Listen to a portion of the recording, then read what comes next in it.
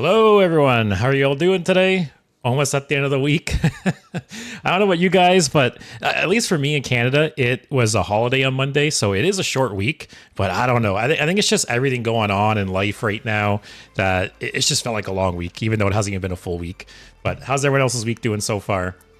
Hey, Emic. Hey, TD. Haggett the Shaman's crazy right now. Yeah, so I was deciding what to do for my stream today, and I was looking if any new decks have popped up because I haven't been playing that much recently, off of stream, especially. I've been so busy with house hunting and life and everything else. I haven't really played much Hearthstone off stream recently. So I'm not super familiar with the meta lately, especially with the nerfs and the buffs and stuff. So I checked out some stats before the stream and I was looking for a deck to play.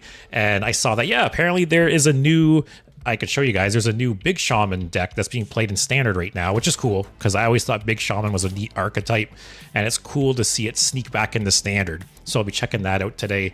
So yeah, apparently it has a good win rate. So we'll see. It has some really cool, like play patterns. It has a couple different outs, a couple different ways to win. It looks pretty cool. And hey Leo, how's it going? Hey Otto, how's everyone doing tonight? So as for this deck, this deck is another reason I wanted to play this one is there's multiple cards in this deck that I thought were absolute trash. When they were announced in the Perils in Paradise set, I gave them like 1 or 2 stars. I thought they were so bad.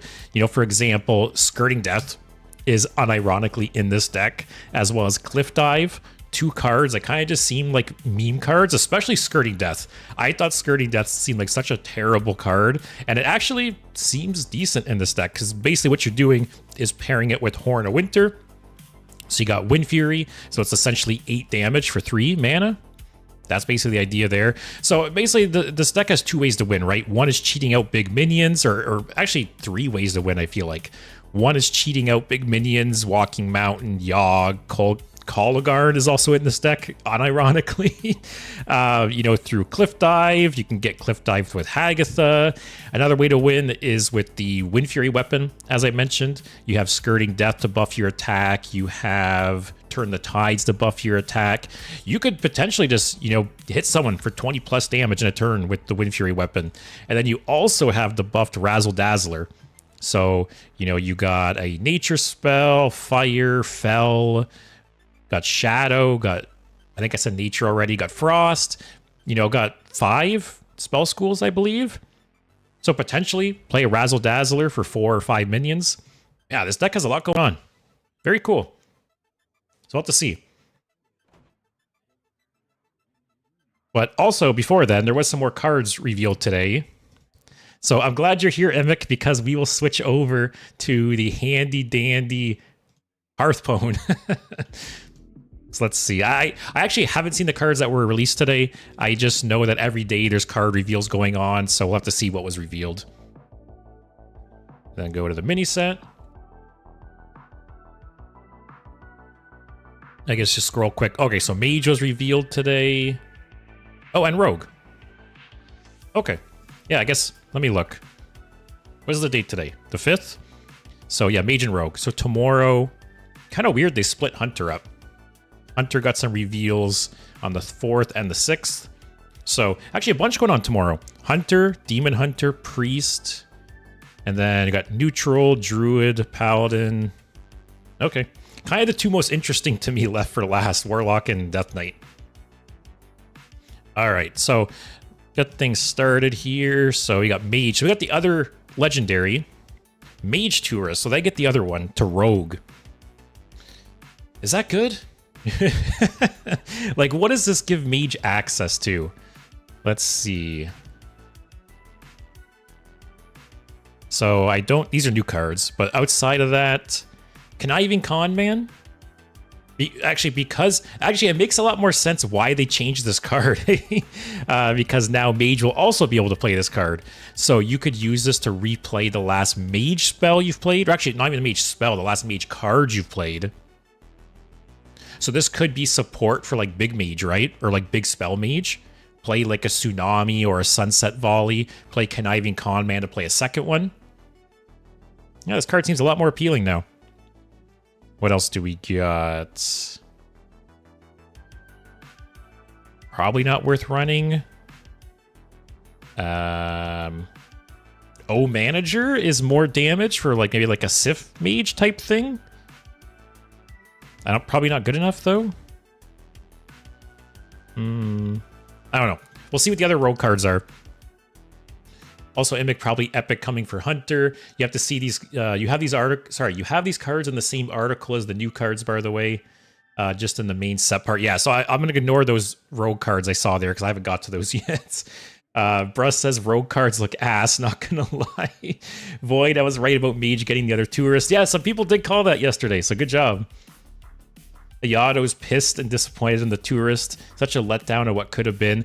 I will say, I talked about this yesterday, right? But I will say I am very bummed that the way they expanded on the tourist mechanic for the mini set is by giving just 2 classes another tourist combination. You know, so 2 classes get this big, like for 2 classes, this mini set is huge. This mini set is essentially what? How many new cards?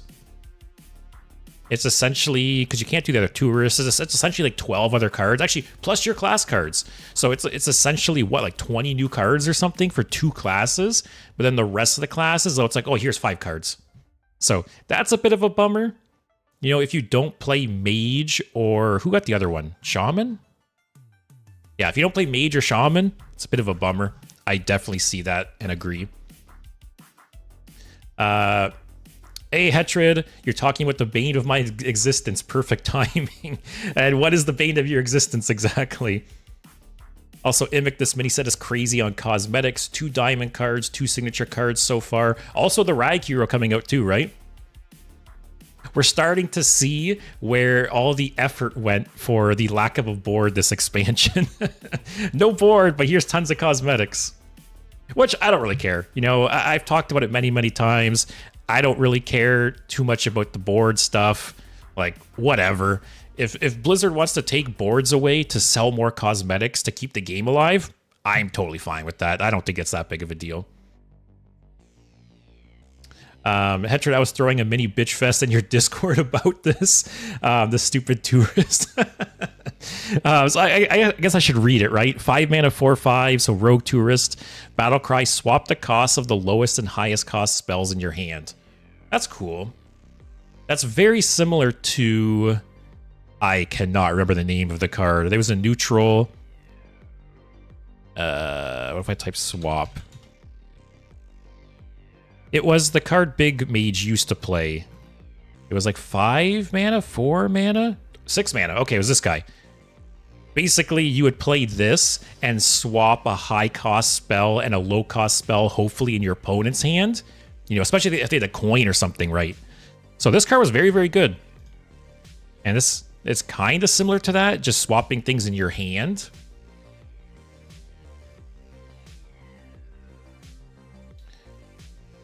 Also, oh, both tourists get a diamond card. Or wait, you mean a signature card. Oh yeah, signature card. So both tourists get a signature card. And then, so what are the 2 diamond cards? Is it listed here? Because he gets one, right? I don't know if it says or not. Oh, if they don't announce... Oh, Zephyrs also gets a diamond. Oh, I missed that yesterday. That's neat. Are they both for purchasing? Like, is the mini set in the store right now? I don't think so, because it's not all revealed, right?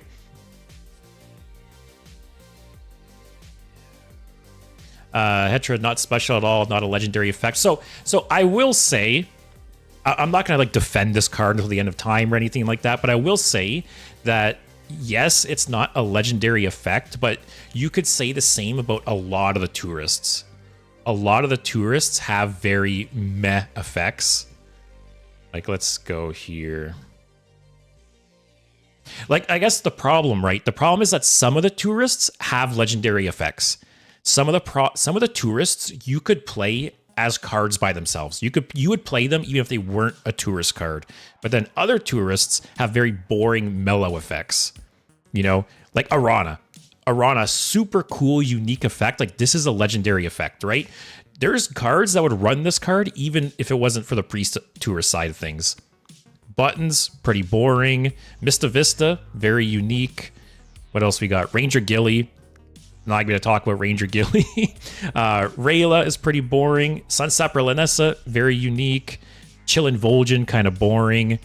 Maestra, very unique. Carefree Cookie, medium. Dark Marrow, kind of medium. And then Ham, kind of medium as well. So, yeah, some of the tourists have very strong legendary effects, and some are kind of boring. So, yes, this is kind of a boring, non-legendary effect, but there's already a precedent for that. Not that I agree with it. Don't get me wrong. I think it sucks that some of the tourists are so weak and boring, but it's definitely not the first one in that regard. Void, I think Portal Master is pretty good for BSM. What is BSM? The tourist that feels the most like a legendary is probably Mista Vista, though a shitty one. Yeah, Mista Vista's effect is really cool for sure, too. Diamond Dungar comes with the golden mini set. Zephyrs is probably... Oh, Zephyrs will be sold in a separate bundle. Ah, okay. Classic. So yeah, so it looks like they're pushing a big spell mage archetype, which is good, because I think it's a cool archetype. Very fun, very unique. And then we got Burn Down, which, yeah, keep in mind, Druid can play these too, right?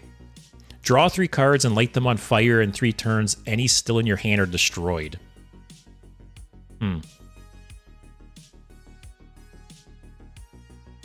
Obviously, if you're playing some kind of like combo Druid or Mage deck, the downside, like, who cares, right? BSM is Black Sock Mountain? Is that an actual card? That sounds like a made-up card name. Let me look.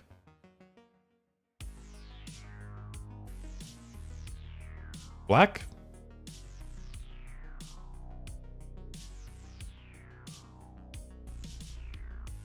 Am I losing my mind? What are you guys talking about?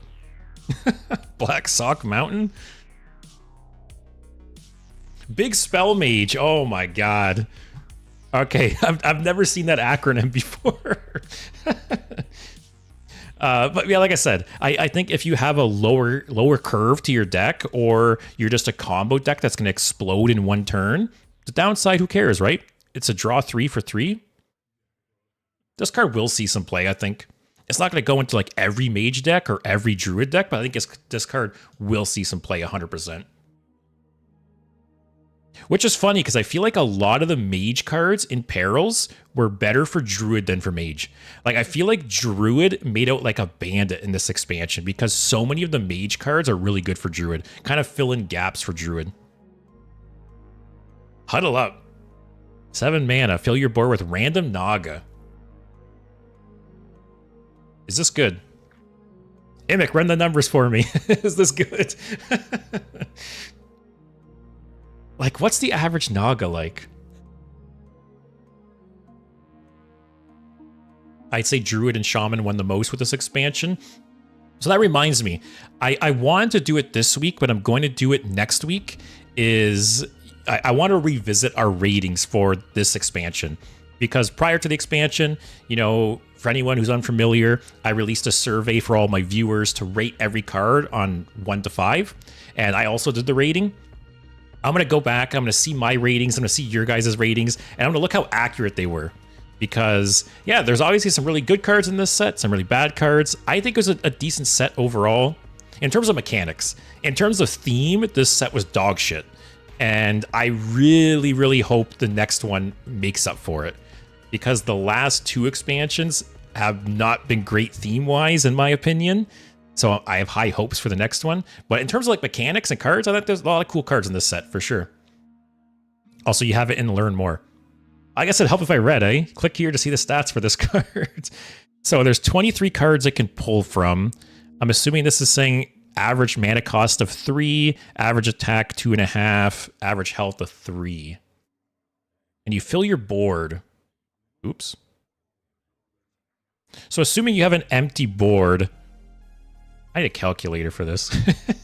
Assuming you have an empty board, 2.5 times 7, 17, 18 attack worth of stats, and 21 health. Is that good? I guess the question too to ask, how many Naga have an immediate impact? Like, is there any Naga that have like rush or anything like that? Let's see.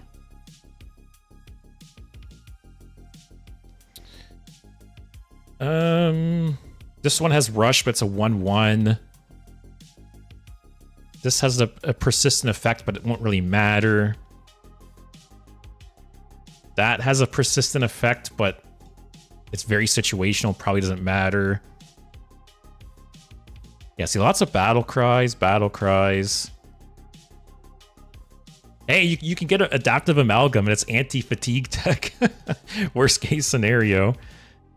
Battle cry, death rattle.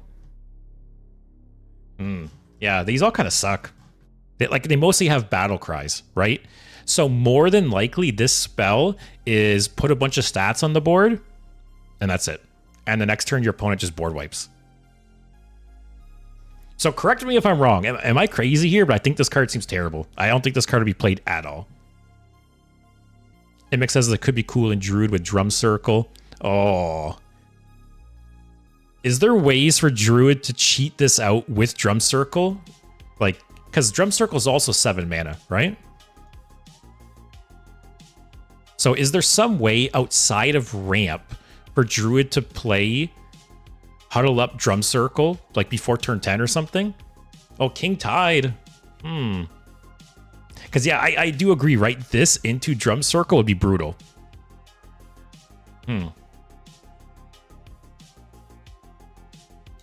Also, bro, I forgot that Druid could play mage cards. Oh no, the draw spell is insane. Yeah, like I said, a lot of these cards ended up being so good for Druid.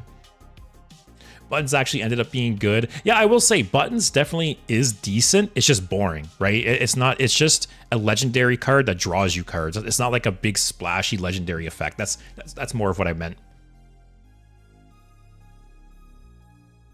Bro says, I don't know. Nagas have good stats. This could be at the high end of a mid-range mage.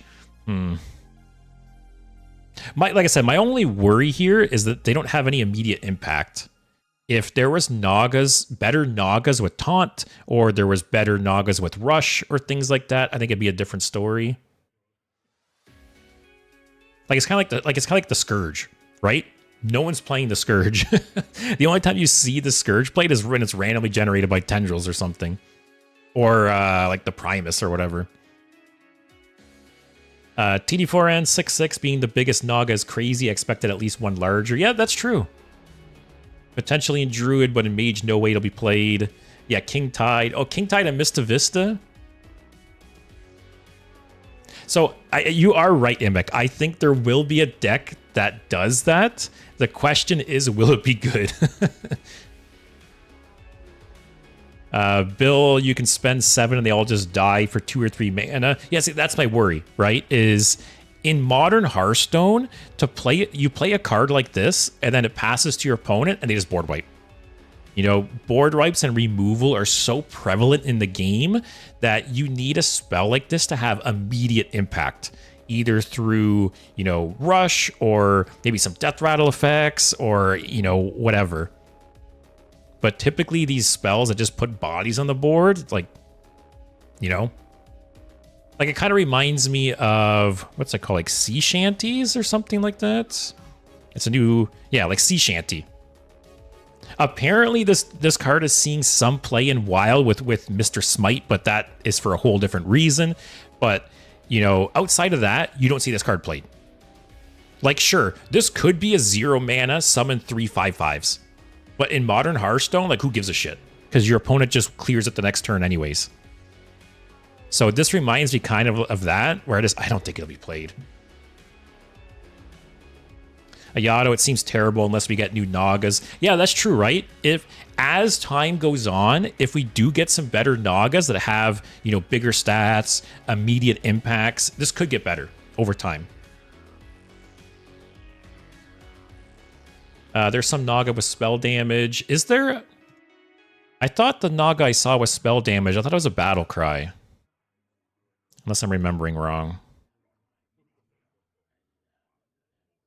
Let me see. Yeah, because there's this one that gives you spell damage, but it's a battle cry. Yeah, at least in standard. Sorry, I don't know if you're talking wild. At least in standard, there's nothing. Let's see wild, actually. I'm curious. Oh, there's a lot. That's probably mostly battle cries, right? Outcasts. That probably doesn't matter.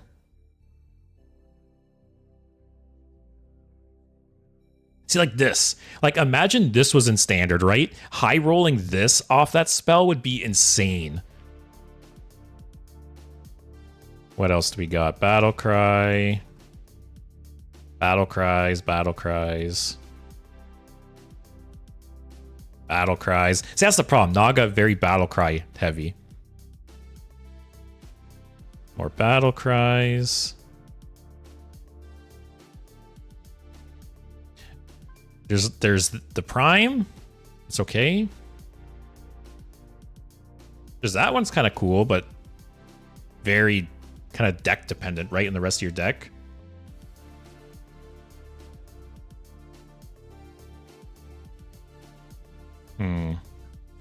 Yeah. Like I said, if there was a Naga like this in standard or something similar, I think it'd be a whole different story. Because high rolling one of these off that spell would make it worth it. You get a 9/5 rush, and then it dies and gets you a 5/9 with taunt. Like, that alone would make the spell worth it.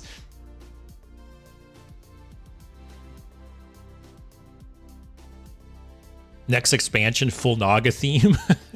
To my knowledge, the only teaser for the next expansion was like some stars and stuff.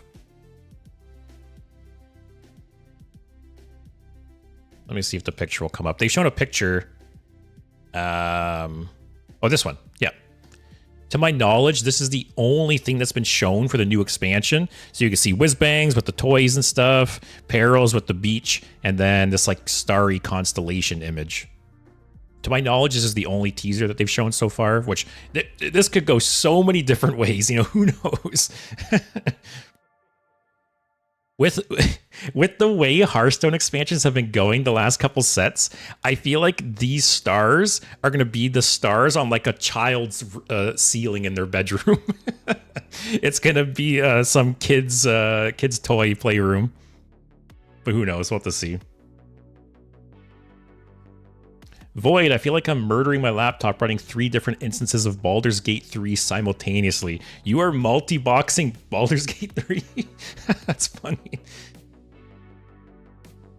Bill says looks Titany, but we had those. Yeah, I'm totally down for a return to Titan set. Even though it's only been like a year, hey, I'm down for it. Titans was a really good set.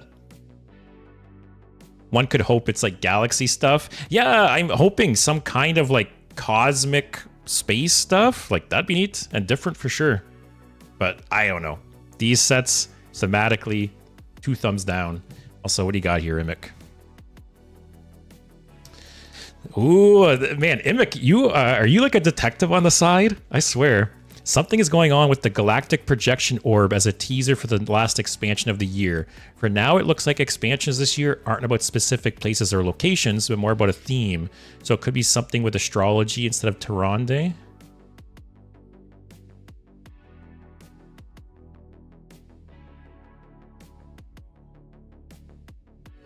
Is it the art?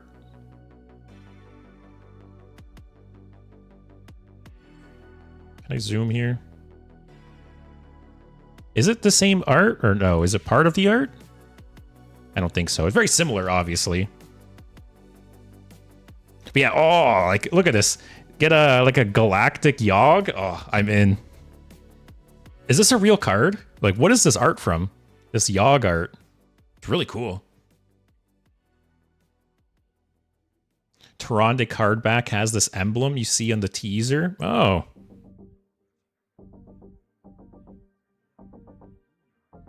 And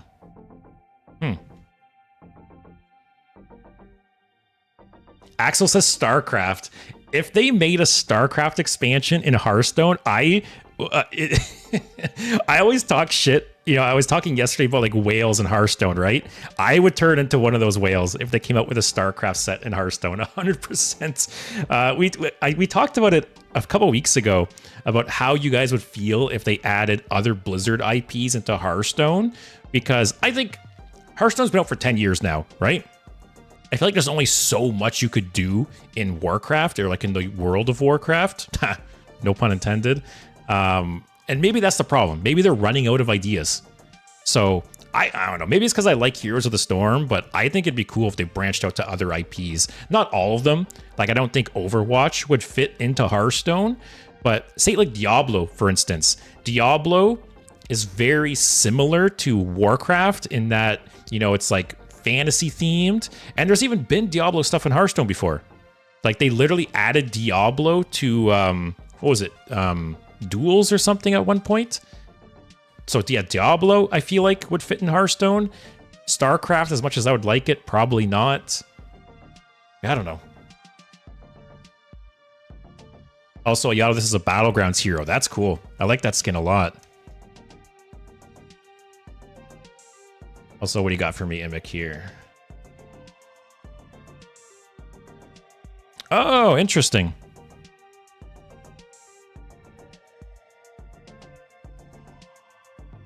Oh, it's like literally the same.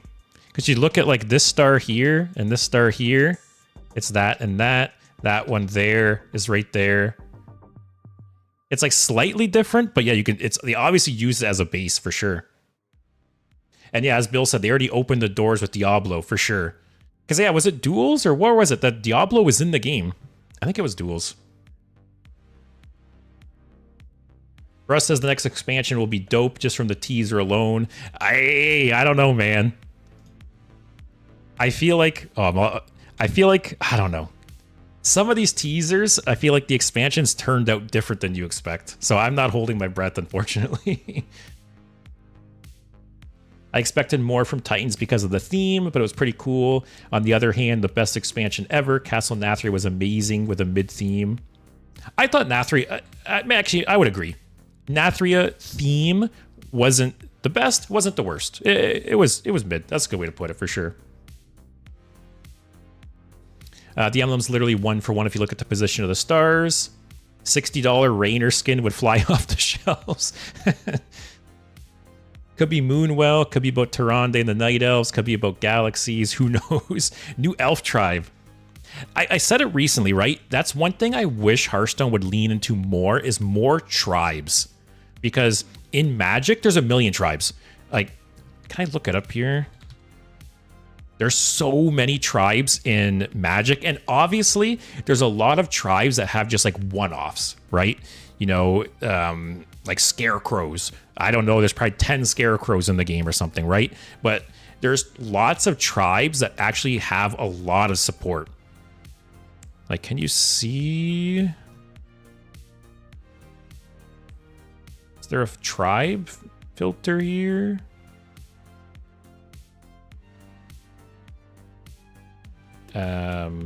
Let's see. Oh yeah. So where does this end? Okay, so from here all the way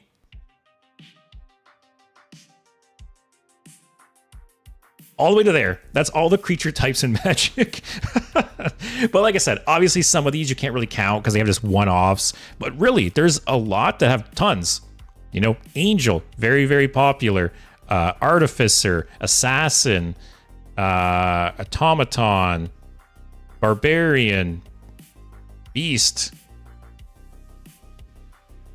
What else we got? What are other common ones? It's like Camel. There's probably like 3 camels in the game, but still. Centaur isn't very popular, but there's quite a bit of Centaur cards. Like Coyote, Crab, Crocodile. Like that's one thing, like I said, I wish Hearthstone would have more tribe stuff, because I think tribal decks are some of the most interesting decks in Magic. It's I don't know. It's fun having all the cards just kind of like work together and feel like they fit together, like both mechanically and thematically. So that's one thing Magic does really, really well, tribal decks. Axel says Squirrel Warlock. We should have Taurens too. Exactly. I feel like all of the races in Warcraft could be represented in cards, right? Have an orc tribe, have like a gnome tribe. So I don't know. I think it's like a huge area of opportunity there. Russ says you just know that an expansion with Tyrande will give Druid even more stupid cards. Invic, they only want tribes that have some kind of synergy or theme among the cards, except for Quillbore. Yeah, I don't know. I'm sure that they could come up with a theme for all of them, right? Like give orcs like an enraged theme. Give gnomes some kind of like tech theme, like maybe something to do with like spare parts or something, right? Like they could give each of those different tribes an identity. Obviously, it'll take some work, but I'm just surprised 10 years later that there's so few tribes in the game still. When, again, I think that's such a cool component of Magic. Average player probably doesn't even know that Quillbores exist. You're not wrong, for sure. I think the next tribe will be Pandarans. But see, like, that's a race in Warcraft, right? Am I wrong? When they added Monk to the game, you could also play as a Pandaran, right? Because I've never... Well, sorry, I have played World of Warcraft, but I only played up to just before Cataclysm. So I have basic understanding of the game, but it's Cataclysm and onwards, I don't know firsthand. But I believe they added Pandarans as a playable class, right? They've been adding a lot of Pandarans since they added Death Knight. Yeah, I have seen those mentioned because people keep thinking it's like alluding to Monk coming out, right? Yes, preparing for Monk, yeah. Russ says, Malfurion, my beloved, take this 3-mana 6/9 battlecry, win the game. Humans are only not a race in Hearthstone because it would be like it would make Armorsmith ridiculous. I miss Armorsmith. Such a good card. Anyways, mage cards. Yes, the tourist is boring, but I like the big spell mage aspect. So, also this art. I don't know what it is. This looks like, I don't know. This looks like AI generated art. It looks really weird to me. I don't know. It's like off-putting. Anyways, cool. Like good and bad, I guess. Okay, so I'm not alone here. Imik says the face looks weird. Ayato, it looks odd. Axel says creepy. Okay, I'm not alone here. I'm glad to hear. This card will see play in some mage and druid decks 100%. And Huddle Up, I think, is shit, but we'll have to see. And then we got rogue cards. So rogue can now be used by paladin and mage. So we got agency, espionage, 4-mana spell. Shuffle a card from each other class into your deck. They cost 1. Oh. Academic Espionage is one of my favorite cards of all time. Oh, I'm gonna look like a moron here. Yep, I can't spell. Oh, wait. Okay, I spelled it right. Yeah, so Academic Espionage, for anyone who doesn't know, it's a 4-mana spell that says shuffle 10 cards from your opponent's class into your deck. They cost 1. And whenever I play any kind of Thief Rogue in Wild, I have 2 copies of this in every single deck. This card is so fun. It's basically like Aviana, like the new Druid Aviana that shuffles 1-cost legendaries into your deck. It's basically that, but for spells. Actually, cards, not even just spells. So, very fun card.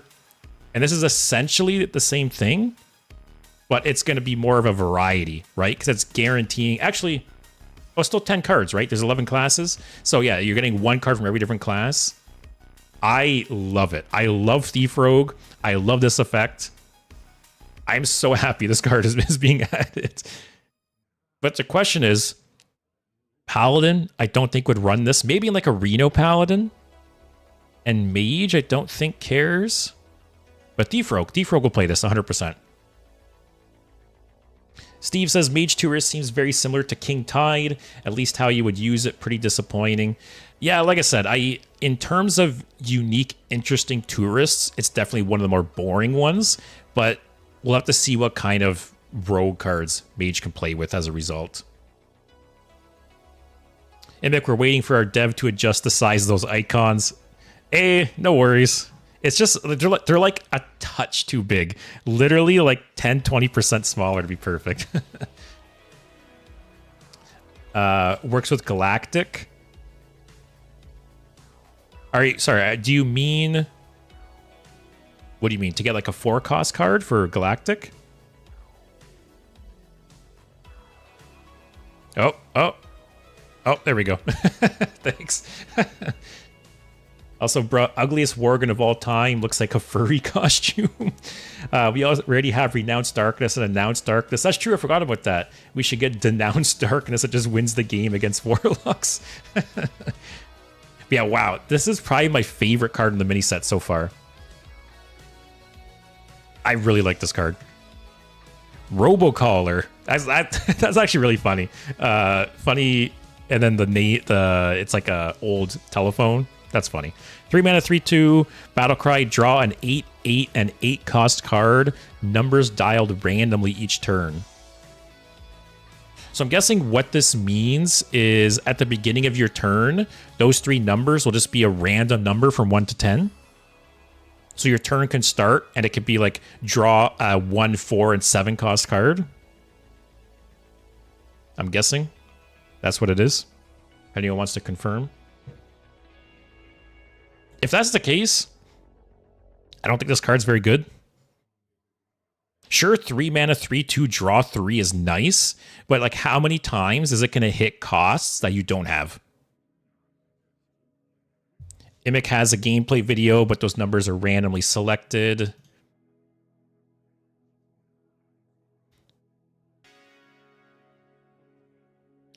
Let's see. Plug in Immic's YouTube channel. Subscribe if you haven't already. Wait, is this the wrong channel?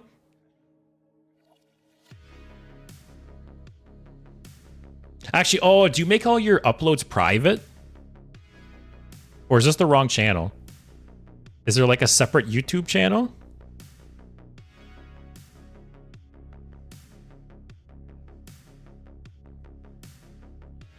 Let me see.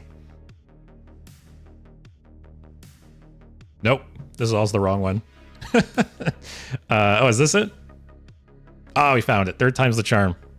Oh, it's not uploaded though, or updated. Anyways, go subscribe to Immic. Support small creators. What was I saying? Yeah, I don't think this card's good. If the stars align and it's a 3 mana, 3/2, draw 3, very, very good. But I feel like more often than not, it's going to be a draw 2, maybe a draw 1. Like, I don't think this is the case, but if it only selected mana costs that you have in your deck, that would probably be too strong. Because then it would be guaranteed to draw 3 cards, right? Yeah, I think this card's way too inconsistent, unfortunately. Cool card, but I think just too inconsistent. What do you guys think? You agree? And then Mage and Paladin, I don't see a reason to play this card either.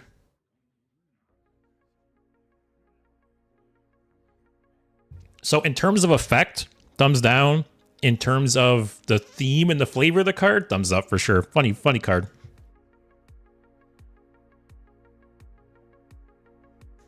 And then we got... Oop. Oh no, what is going on? Oh, wait, oh.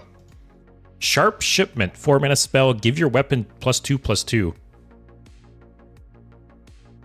Am I insane, or does this seem so overcosted?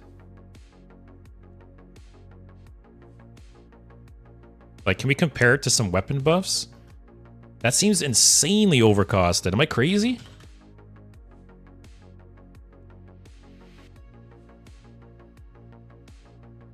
I guess most weapon buffs are only the attack, right? The fact that it's buffing the durability as well. Like, this is a 3 mana 3/4, conditionally give your weapon 1/1. 5 mana 5/4, give your weapon 1/1.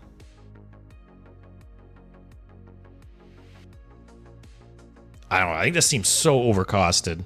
Like, I understand it's 2 more swings, it's 2 durability, but I feel like when you compare it to, like, Greenskin or Bloodsail Cultist, it just seems overcosted. I don't know. Paladin weapon on 3 with coin into Sharp Shipment is insane. Yeah, I will say this. So I'm guessing these are all the standard legal weapons, right?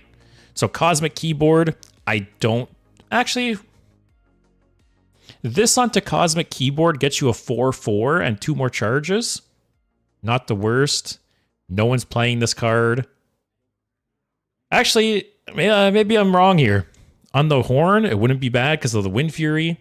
It could be crazy on Painter's Virtue. No one's playing this. No one's playing this. It's pointless on Spectral Cutlass.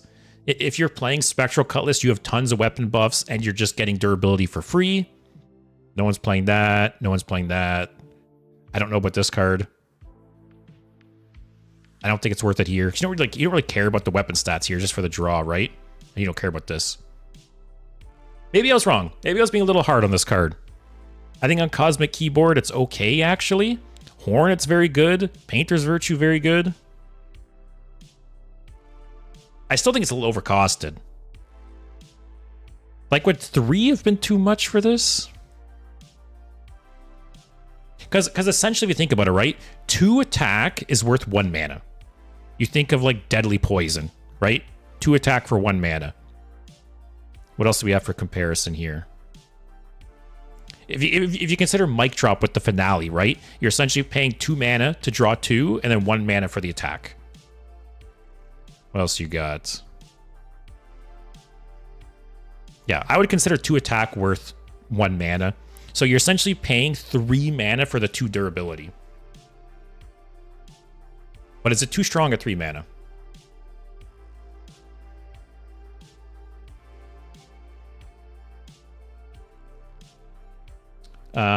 Playing with prep on quick pick is good as well.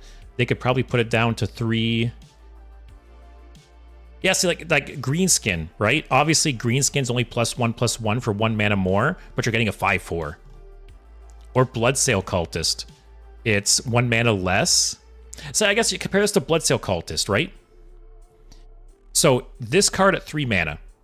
3 mana, give your weapon +2/+2. Bloodsail Cultist, also 3 mana.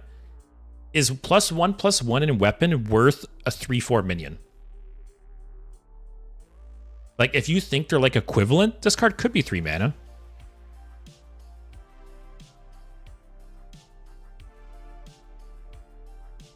I don't know. Combos with Sonya. You mean if it's 3 mana?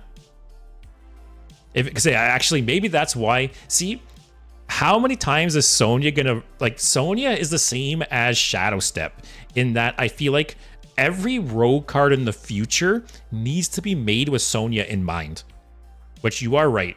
If this card was 3 mana, you could prep it out and copy it with Sonya. Man, maybe they gotta nerf Sonya. It's a really cool card, but it warps, you know, rogue card design so much. Yeah.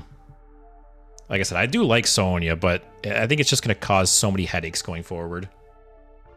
Also, Hugh seems weak to me. It relies on you already having a weapon in hand, and the effect looks overwhelming for the cost. I agree. I think this could be 3 mana. My only worry would be Sonya now. I don't know. Bruh says if you're comparing your card to Greenskin, you already know it sucks. You're not wrong. Oh, you could still do it with Sandbox Scoundrel. See, but that's the problem, right? Is at the end of the day, Sonya's the problem. Whether you're discounting it with Prep, whether you're discounting it with Sandbox Scoundrel, those cards aren't the problem. Sonya's the problem. So I would be very surprised if Sonya didn't get nerfed within the next year. Very, very surprised. Also, Imic posted a video. Nope. Okay, let me unmute this for you guys.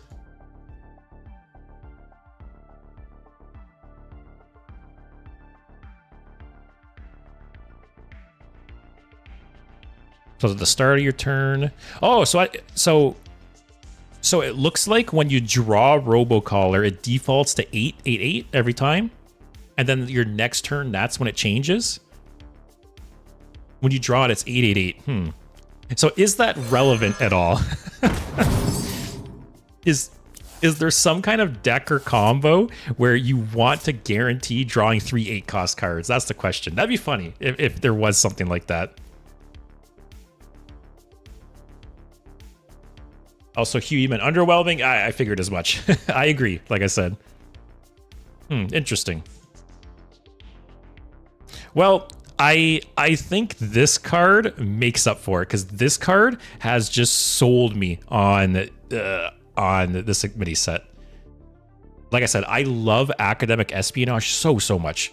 If I had to pick like my top 10 or top 5 cards in the game, academic espionage is in the top 10. Might be in the top 5. Very cool card, very fun. So I'm excited for this card. Sharp Shipment. Like I said, Sharp Shipment would be good on Horn, would be good on Painter's Virtue, but for 4 mana, I think it's too slow. It'd be good at 3. I think it would be good at 3 for sure. Everything Must Go. That's the one that spawns some minions and it's discounted for drawing cards, right? Yeah. Like, is there any neutral 8-cost cards that you want to draw, like, both copies of?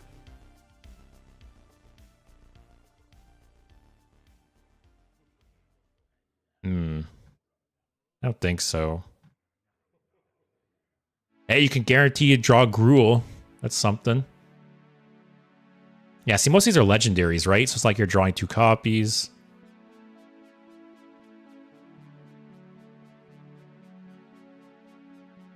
Yeah, I don't think so. Well, it was a good idea. All right, so what do we got left, though, to reveal? We have Death Knight, Demon Hunter, got a couple more Druid cards, got one more Hunter card. Emic mentioned it's probably one of the epics, which that would make sense. Got Paladin, got Priest, got a couple Warlock cards, and there's only the 2 neutrals, right? Or no, there's more neutrals. I saw on the reveal thing, right? Tomorrow, I think? No, the 7th, more neutrals. Oh, there's 3 neutrals. Okay. If I had to guess, the other neutral is probably going to have some kind of location synergy or some kind of tourist synergy. That's my guess. All right. So, today's Big Shaman. Like I said, apparently there's a Big Shaman Big Shaman deck in Standard now, which utilizes a lot of random cards. Like this deck unironically runs Skirting Death. It unironically runs Cliff Dive, Coligarn, and there's so many cards in here. I did a double take. Like, this seems like almost like a joke deck at first glance. But basically, one way to win is just smacking your opponent with a big-ass Wind Fury weapon. You can buff up yourself with Skirting Death or Turn the Tides. Another way is with Razzle Dazzler. You know, you have 5 different spell schools, I believe. Nature, Fire, Fel, Shadow, Frost. Yeah, you got 5 spell schools, so you get 5 minions max off Razzle Dazzler, and then you can also just cheat out Walking Mountains to stall or heal. Coligarn, cheat out Coligarn, steal something big maybe. Yogg. Yeah. We'll see how it goes. Apparently, like according to the websites I looked at, this deck has a pretty good win rate. So we'll have to see. I'm curious, does anyone have any experience playing this deck? Because if you do, if you got mulligan advice or anything, I am all ears. Let's get going. So, also, I mentioned it yesterday, I do want to hit Legend in Wild this month. So, I thought about playing a Wild deck today, but I think I just want to start that journey next week. So, we'll play this today. Next week, I think I'll focus on Wild. Hey, mirror match, first game. But as I mentioned yesterday, I've actually never hit Legend in Wild. I've been playing for 10 years plus since beta, and I've actually never hit Legend in Wild. So that's my goal for this month, hit Legend over there. I think this isn't worth keeping with no support. If I had Sigil or something in hand, or pop-up book or something, I'd probably keep it. Yado, I'm lost on how to get high rank in Wild. I will be honest, I don't know anything about the Wild meta right now. So if you guys have suggestions on wild decks you want me to play next week, not meme decks, you know.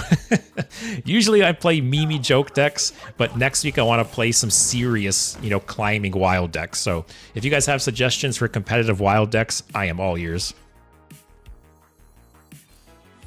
All right, can I just top deck Cookie again? That'd be really nice. Christian says, yeah, but it ain't that great. Yeah, I think I saw this deck had like a 58% win rate or something like that in Diamond to Legend. So I don't know. We'll have to see how it goes. Imix says, Wild's so easy. Just play an aggro deck and you win in 5 rounds or you go to the next game. It is true. Every time, because I'm not used to playing wild decks. Or sorry, I'm not used to playing aggro decks. So the times I do play aggro decks, it's always so weird because the games are so fast. It is nice though. It is refreshing because I have some streams where I will play for 3 hours and I play like 10 games. And then I've had other streams where I play an aggro deck and I have so many games played. I fly through ranks. So it is refreshing sometimes to play aggro decks, but it's not my cup of tea. I still think Cookie needs 1 or 2 more HP. It's a 2-3, right? Oh, it's a 2-2. I feel like this card could be a 2-3. You are right. Wow, I thought it was a, like, I feel like it makes sense as a 2-3, right? I did not remember it as a 2-2.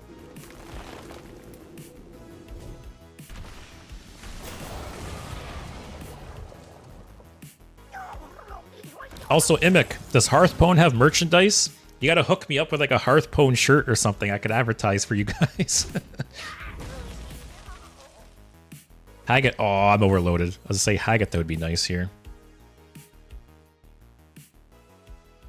Or I'll put like a Hearthstone logo like in the corner or something. You guys can sponsor me like the NASCARs, you know, like the Formula 1 cars that have like the logos all over them.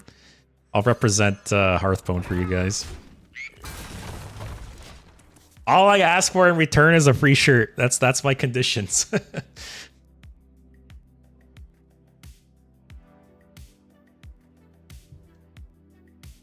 Christian, I think the mulligan's mostly Hagatha, Sigil, and Fairy Tale Forest. In some matchups, Pop-Up Book. Yeah, Hagatha definitely nice. I wish I could have played it last turn, but was overloaded, unfortunately. Got 2 spell schools now. I guess, yeah, I could Hagatha next turn, Cliff Dive the turn after. That's kind of a nice draw, too. Get rid of that.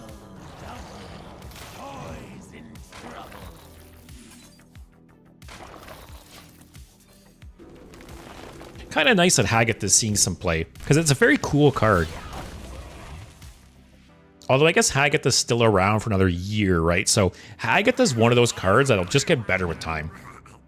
Like, I could very much see there being a good competitive Shaman deck next year that utilizes Hagatha. All it takes is like one really good expensive Shaman spell, right?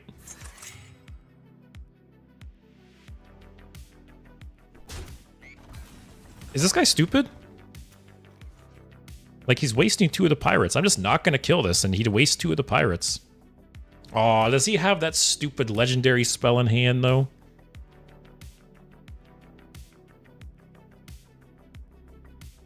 But I could fill my board, actually. So I get a bunch of legendaries, too, right?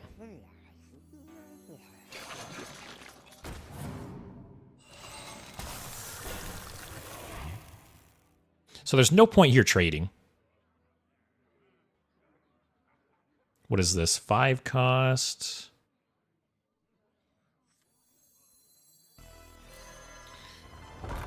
I'm not going to trade. I don't think it's worth it to evolve either, because he's probably just going to evolve it anyways, right? That was chill. So basically, yeah, he can't attack with the pirates because of the taunt. So yeah, either he has a 1-mana way to kill some of my stuff, or he just evolves everything. Which YOLO. Hey, I would do it.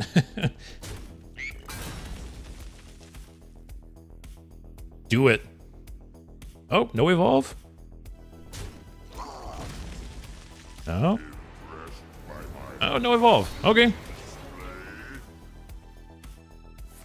Hugh, the best decks for getting rank and wild for the cost appear to be Pirate Rogue and Pirate Demon Hunter. Some even cheaper decks include Treant Druid and Miracle Priest. I would hold off on crafting anything until the mini set though, since it always shake things up. When's the mini set coming out again?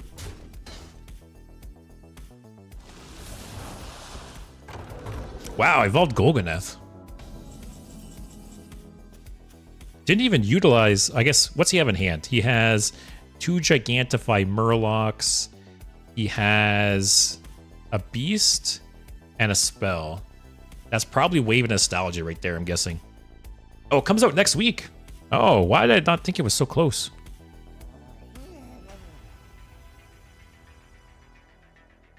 So what does this pull out? It could pull Cookie, which sucks. But other than that, Golganeth, Kalagarn, Walking Mountain, Yogg. Those are all pretty good. Oh, I can even evolve one of them after I attack. That's kind of cool.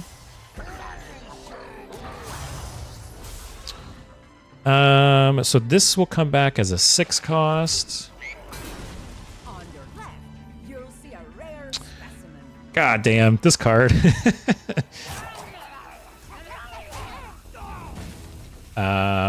Oh wait. So his Death Rattle won't trigger, so this will just stay in my hand, right? That's cool. Give me 7 cost.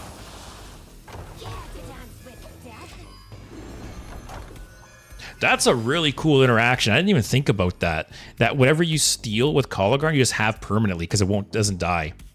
That's neat. And yeah, I had no idea the mini set was so close. Okay. So yeah, actually, yeah, maybe next week with the mini set release, maybe it'll shake up Wild in some ways, or it'll affect whatever deck I climb in Wild with. Wow, this guy's not doing anything.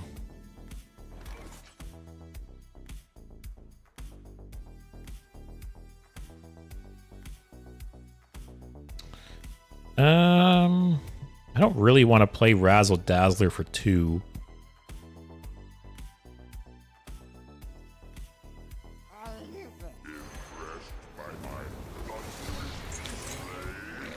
Just go face and chill.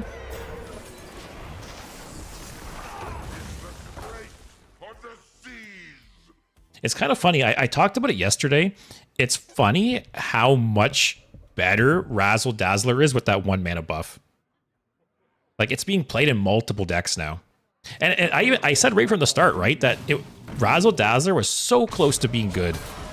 All it took was that 1 mana, and yeah, very different card. That's a little annoying.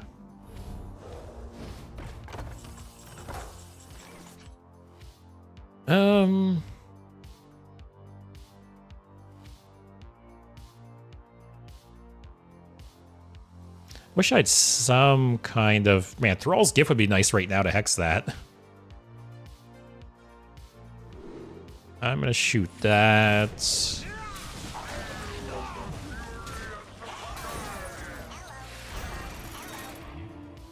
I think I played this just to make his evolve worse. Actually, give me a 7 first. What is this? I got her twice now. Let's do this. I guess I'll equip that. I'll just chill. No sense attacking. So if he wants to evolve, it's much worse for him.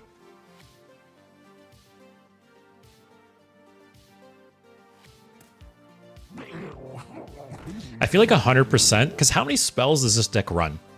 It runs like Pop-Up Book. It runs this one, Trusty Companion. Ooh. Okay.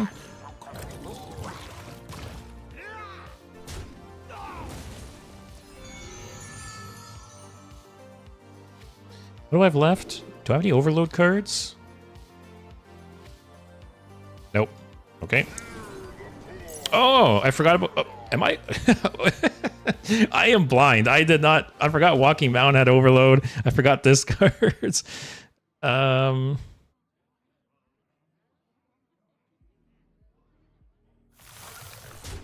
I need some board space here.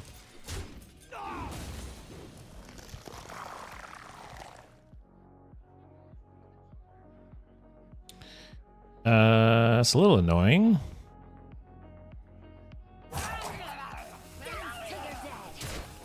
I was really hoping to trade this into the 8/8. And my board's too full to play Cliff Dive or anything. I just chill. Like I said, he's not going to evolve. I mean, my whole board's full.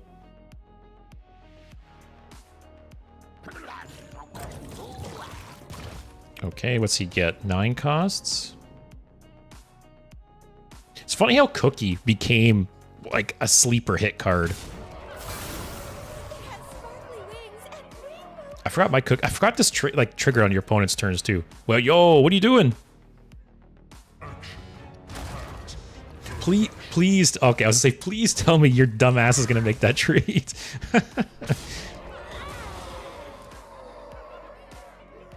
All right, you can't evolve. It's 5 mana.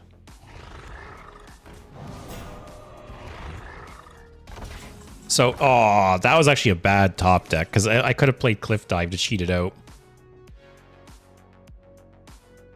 Do I just play it? Make everything attack each other?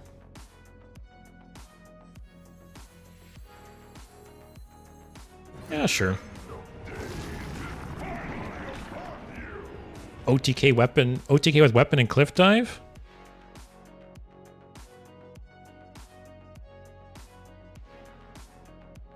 Oh, this probably was lethal, wasn't it? This would have been 8. That is 6, 14 plus 6 there. Oh, it was lethal. Oh well. Actually, it could still be lethal, right?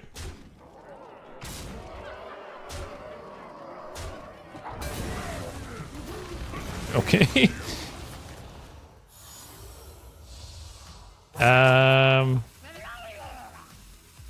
Is it lethal still? It's still lethal. It's fine, guys. It's all part of the plan. There's no misplays here. All right, game 1. 100% win rate, guys. Yeah, I like the way this deck plays. It has so many different ways it can go, you know?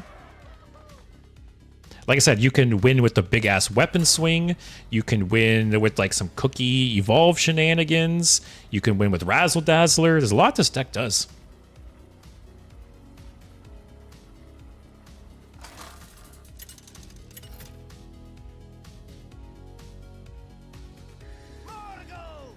Druid. What's Druid playing? Like I said, I haven't been playing that much Hearthstone lately, right? So I'm not super familiar with the metas like. I don't think I keep Cookie, or do I? Like, I feel like if I have Sigil of Skydiving in hand, I keep Cookie every time, right? Or even Muck Pool, or even the Pop-Up Book or something. What did someone say? Christian, Mulligan for Hagatha, Sigil, Fairy Tale Forest. Yeah, I think it's Mulligan Cookie. Yato says probably Highlander, Dragon, Reno. Okay. Christian as well, Highlander or Tempo.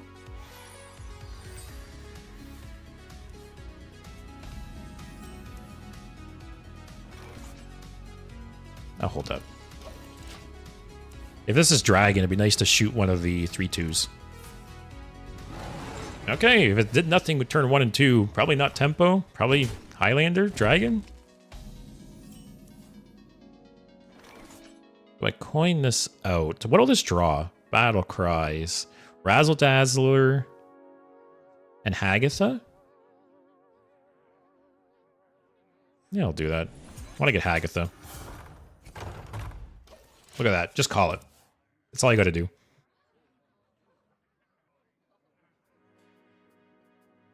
So I guess, yeah, Hagatha next turn, right?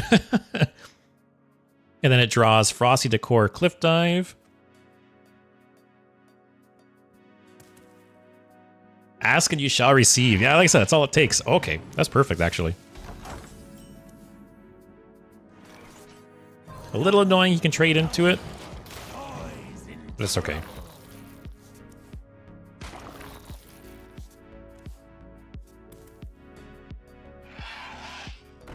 Krishna tutors Hagatha pretty consistently, because, yeah, it's but only 3 options, right?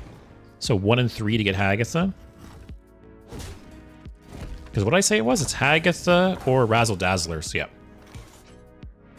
Drawing Yogg's a bit of a bummer. Makes Cliff Dive worse.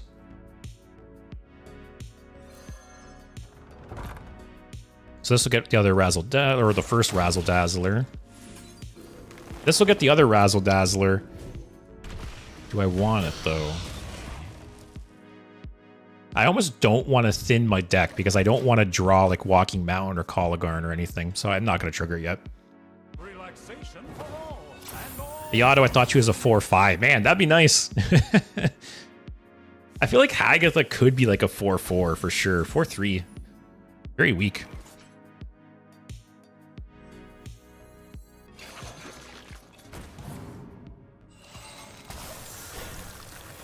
Next turn. I guess we'll see what he does.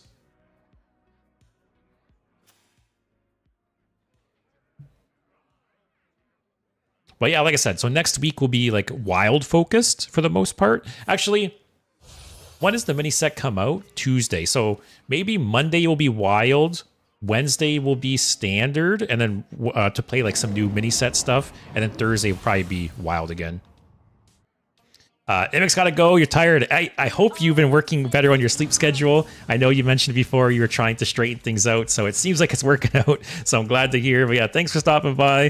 Thanks for being the detective and the tech support in the background.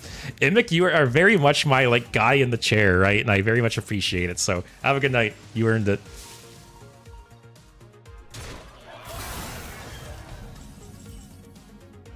Yacht will probably just fall asleep while watching 1 a.m. 1 a.m. gonna stop me. Well, that's the right attitude, for sure.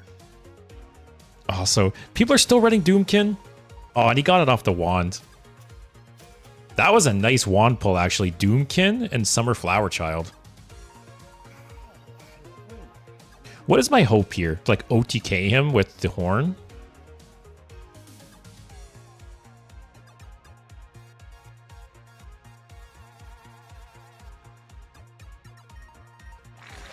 I keep thinking this is Muck Pools. I was thinking about doing this trade and evolving it.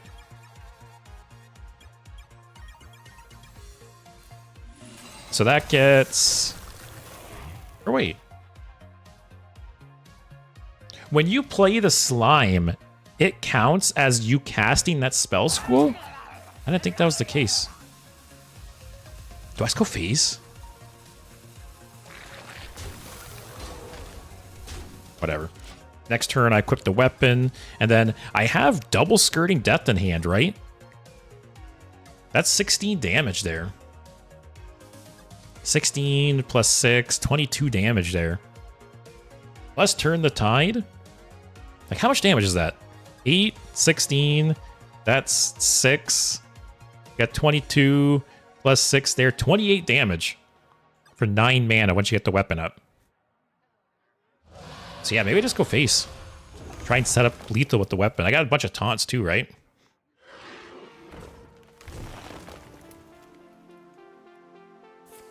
Leo, did you build the deck yourself or did you find it only? I found this deck online. Yeah, I didn't build this deck.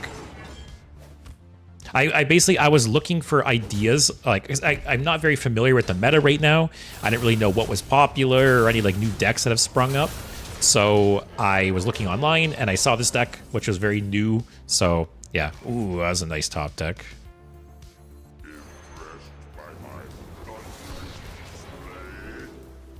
Unfortunately, actually I could do this, right? Clear Marin and the Chia Drake. I always forget that goes face. And yeah, I'm not gonna trigger this. I'm gonna wait until like I really need the Razzle Dazzler because I don't want to dilute the deck. I bestow these gifts upon the world. Okay. The virtue of the wild. Ayato, I once got destroyed by a shaman using Haga. Then they used Shutter Block into one of her slime monsters. Yeah, I'll have to figure out another deck to play Shutter Block in Standard. Like Shutter Block and Shutter Walk are very fun cards. They were very, very smart to put the damage restriction on Shutter Block. Because it is put... if it wasn't for that, it would be very, very strong. Oh, I was hoping you might be able to trade there.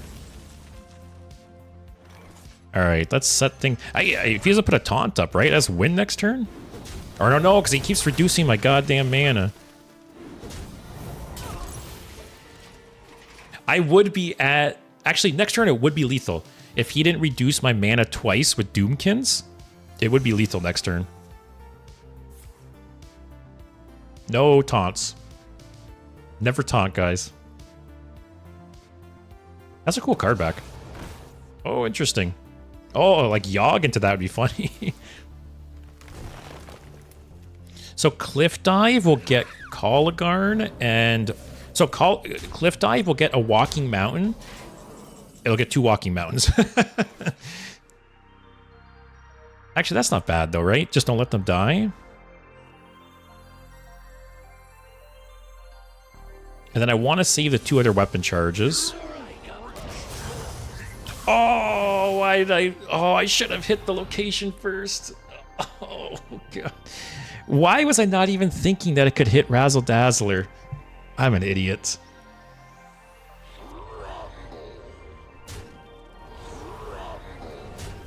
Oh, I don't want that to die, though. Man, I really screwed up, because the other Walking Mountain could have hit this. Yeah, shit.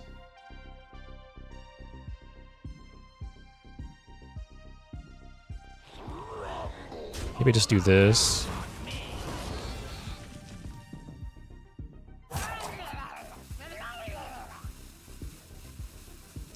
Do I attack once more?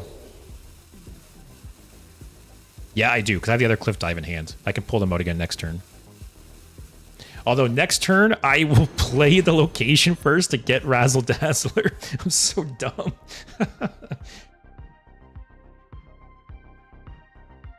Also, Yado, Elemental Shaman would be dominating using that Tornado legendary if it could hit face. Oh yeah, can you? Oh yeah, you're talking about the one that gets stronger for every elemental you play, right? Steve says Doom could be 11 and still be played with that stupid effect. I will say I am very, very strong that Doom can still, or sorry, I'm very, very surprised that Doom can still being played. I thought it'd be dead. But once it got raised to, what is it, 7 now? Yeah, I thought it'd be dead. So very surprised there.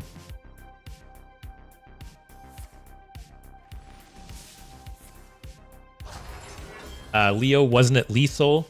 6 from your weapon and 2 times 7 from the spells in hand. Did I miss it again? So he was at 20. 8, 16. It was lethal.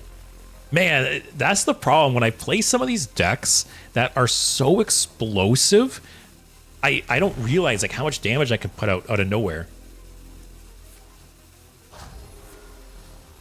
Okay. All right. Getting punished.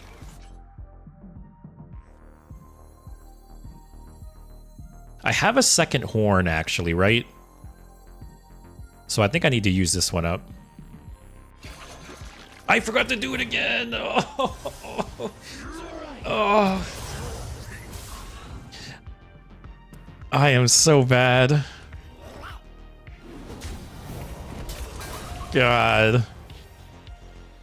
I literally said I wasn't gonna do the thing, and I did the thing. Oh, man.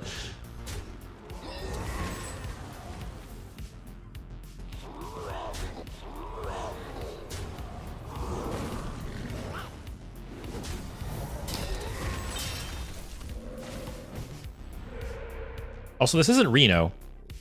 He's played 2 of those 1 spells. Like, it didn't make a huge difference, I guess, but I could have got a bunch more healing if I didn't screw that up. Like I said before, I need some kind of add-on for the deck tracker where if I have lethal in hand, it like flashes the screen red or something because I just do not catch it sometimes. Oh, my... Oh, he hit Zarog's crown off of the goblet. Oh, and he got rag. Oh, no. At least I can play Yogg.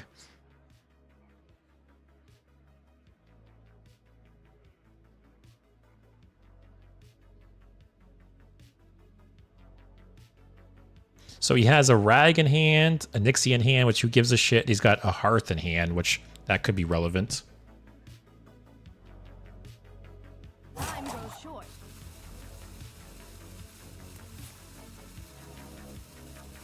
He's gonna kill this. I could just be dead here, right? To Rag shots. 25% chance if he kills the spell totem.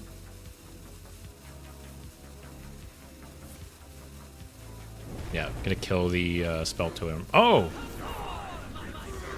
Okay. Alright, Yogg. Don't screw me here.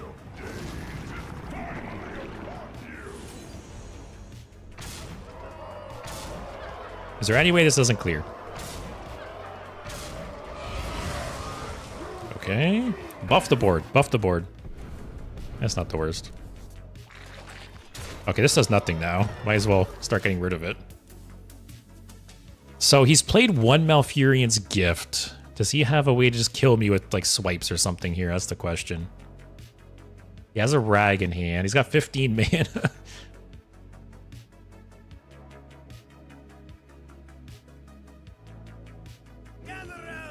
Oh, wow.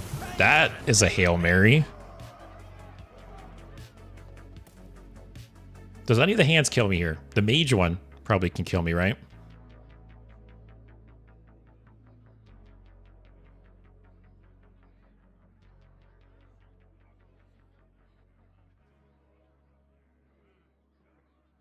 He's reading all the cards. Maybe they're older cards. What is it? What is it? The anticipation is killing me. What is it? Which one did you get? I cannot wait to Oh, Paladins. Oh, I don't think that one's that good. It's not bad, but it's not that good.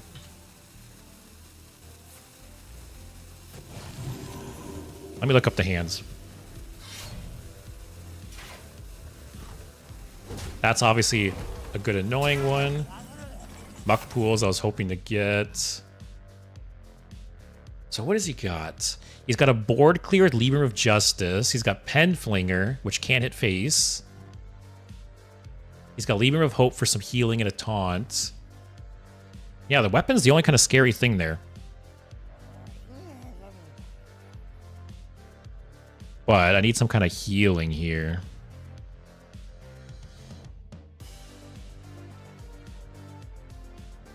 I can get some taunts.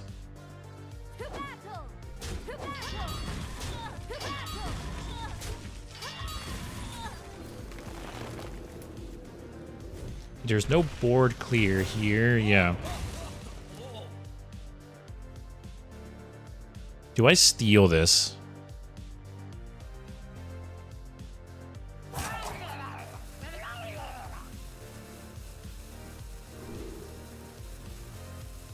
Or I could wait and steal the Divine Shield taunt.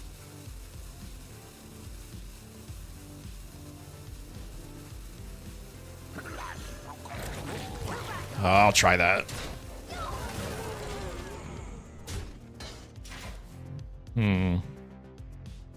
So he has the Paladin cards.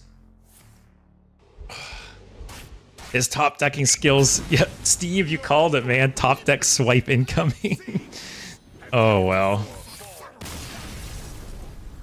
I made so many misplays that game anyways. I deserve to lose that one. I don't know why I did not think or realize that Cliff Dive would pull out Razzle Dazzler. So we're learning, guys. Now I know not to do that. Christian said Grim Patron. Actually, yeah, with them reading the cards so much, it could have been Grim Patron. And they were trying to, like, do the math and see if they had lethal. Should have played around the swipe. I should have. Although, if I didn't misplay, I would have had 2 more Walking Mountains cheated out. I would have been at a lot higher health total, so... If I didn't misplay, I think I had a chance there. What's Mage playing? Elementals? Oh, we got the combo, guys. Finally. If he's Elemental Mage and has some minions on board for me to trade this into... Ooh. We are cooking.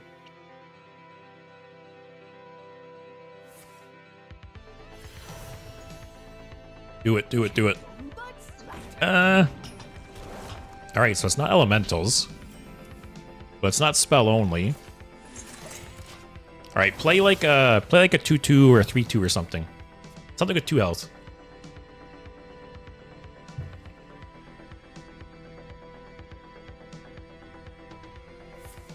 Ah, come on. Little chicken shit. Aw, 1 turn too late. Alright, I got 1 evolution at least. And then I'm guessing he's gonna shoot and kill Cookie somehow. It's still worth playing, right? Actually, or do I save it? I'm gonna save it, actually. I don't think Cookie's worth throwing away for 1 evolution. Ooh, and Hagata again.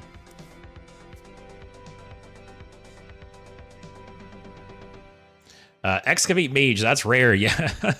it is a cool deck. And that's the problem, right? I've talked about this yesterday, I believe. There's so many cool decks in Hearthstone, but the problem is if you're not playing like a tier 1 deck or a tier 2 deck, you just lose all your games. The game is so aggressive and so sweaty that you have to play like the best decks. There's not much room to play like janky fun decks, right? Which I've joked, I wish there was some kind of like meme queue. I wish you can queue into a specific mode where it's like you can only play in this mode if you're playing like homebrew janky decks. That'd be the dream. Because I have so many streams where I play janky decks and like fun combos and stuff like that, and I literally lose like 70% of my games. And sure, the 30% I win, they're really fun games, but sometimes there's been some streams, man, where I lose for like an hour and a half straight, and it's just not fun sometimes. And like I'm just trying to have fun. Like I'm at the beach building a sand castle, trying to have fun, and all my opponents are just coming over and like kicking sand in my face, essentially. What can you do? I almost wish I could like tank my MMR somehow. Like, is there a bot I can pay for that'll just concede games for like 6 hours straight? Is that possible? And then I just play in like dumpster tier MMR. Walking Mountain kind of sucks to draw.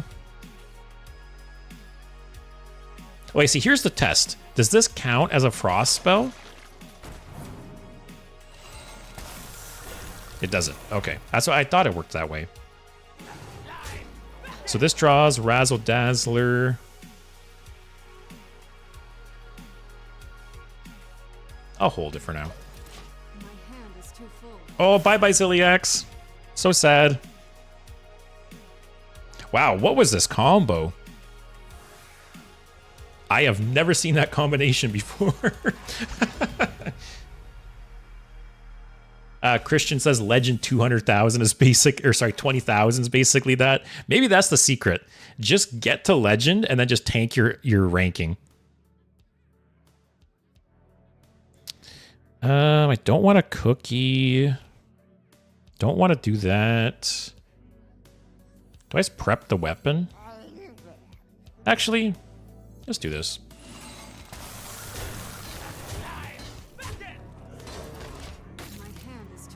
Oh, no, it's no Seabreeze Chalice. Yato, it does feel like that sometimes. Yeah, like I understand people want to win, right?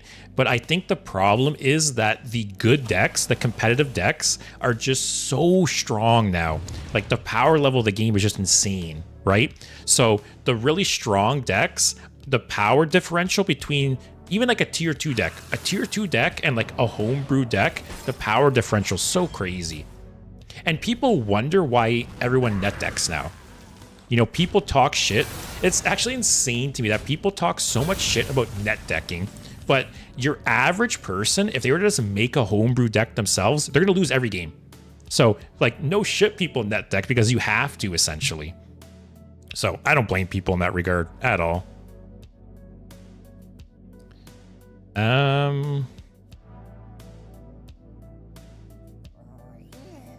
Do I just do this as just get like a nature spell, then maybe next turn Razzle Dazzler?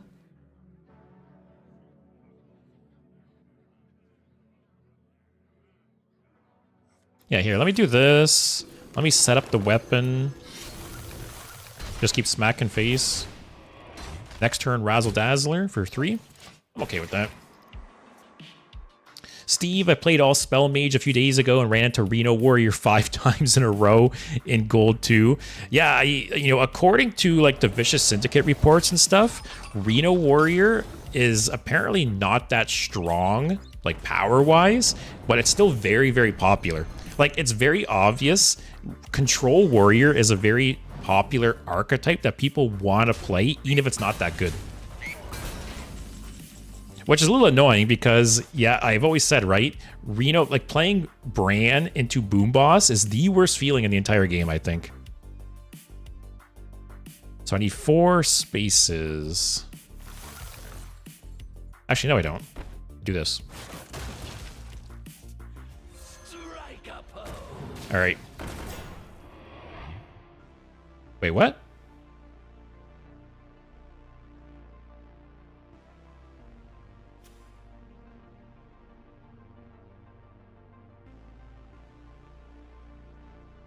Oh, it's baseline 1. Why did I not realize that? Oh, okay, cool. So it's however many spell schools you've played plus 1. I did not realize that.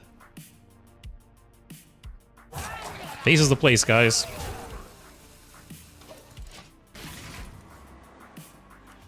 Actually, I just realized too, playing like Razzle Dazzler into Bloodlust, potentially good. How many goddamn freezing effects does this guy have, though? Although I just have lethal with this, right? Yeah, it's exact lethal. You put a spell on me.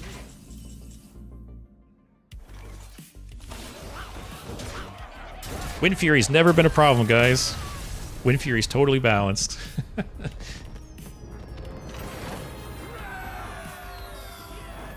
I'm liking this deck so far, though. Yes, Yada, we are learning as we go, 100%. Yeah, I'm gonna drink quick while I queue up this game. Be back in a sec.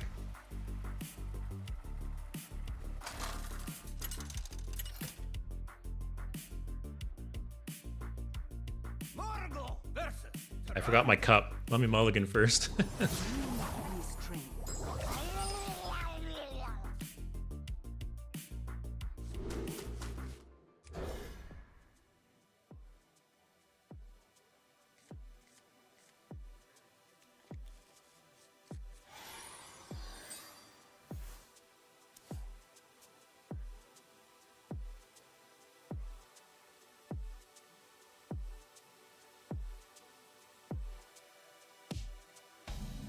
Blessings to you.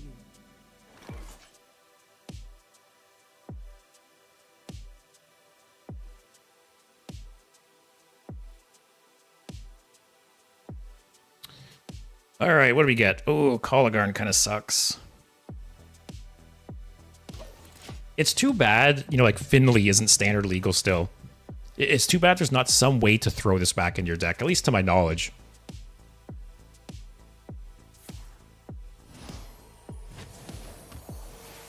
Blessings to you. What is Priest playing? The fact they did nothing turn 1 and 2, it's probably like a Highlander Priest. If so, it is chill.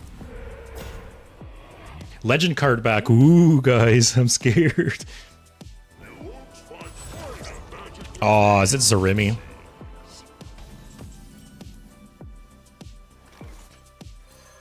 I guess this is Remy. I've lost to this deck. Wow, every time I'm getting Hagatha right off the rip. Yeah, I've lost this deck before where they play the cheese for 8, 9, 10 cost, and they play Zarimi and just basically OTK you. Oh, fishing rod.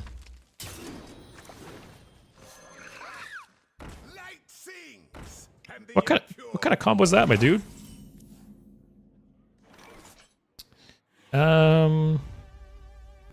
feel like I can afford to just play this, right?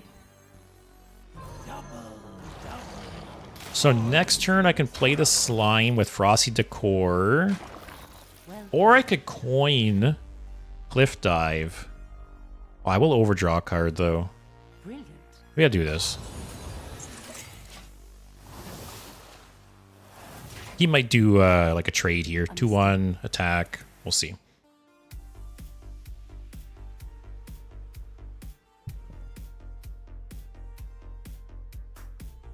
I really wish the deck tracker kept track of what the cheese was at. I think it's at 3 now. Actually, he played it on 3, right? So we'll know until it gets to. Oh, what? Brilliant. Okay, I don't know what this guy's doing. This is not the deck I expected. Everyone, stay in sync. Oh, interesting. What is happening right now? Is this a deck I just don't know of?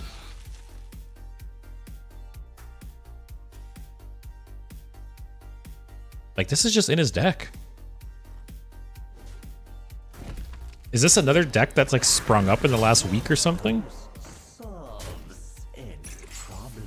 We can't predict him if he doesn't know what he's doing. So this will get me the other Razzle Dazzler. What do I want to kill? Get rid of his draw? Kill a 3/3? Let's kill this. I don't want him to copy. Oh, I misclicked. What was that? I am like off the charts with the misplays today. What is going on? I somehow let go of the cursor over this on accident. Also, Steve, you asked for a homebrew deck and you got it. That is true. That is true. Rosticon, hey, how's it going? I'm doing pretty well playing some Big Shaman. How about you?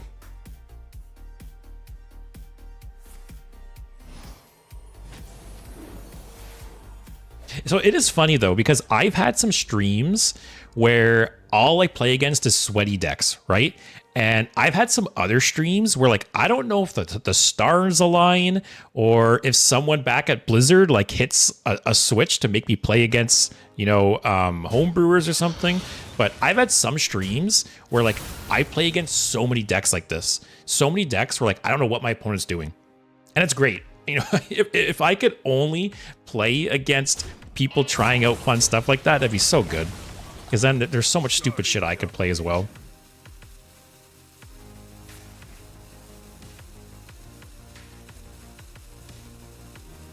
So what do we do now? Those are a little annoying. Try this cliff dive, right? Get walking. Oh, yeah, okay. I'm not going to make this mistake again. There, Razzle Dazzler is out of the deck. We're learning. Brilliant. Let's make everything attack and then clean up with Walking Mountain.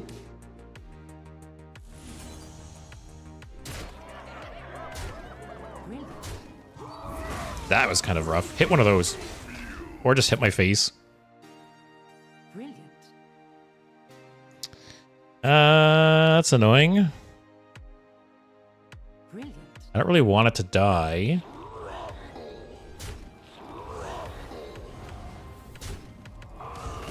Let's do that.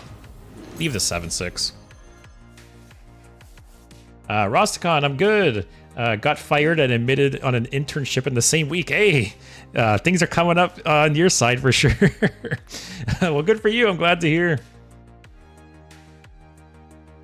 Fired an internship in 1 week. A very eventful week. And the week's not done. So who knows what's going to happen by the time Sunday rolls around.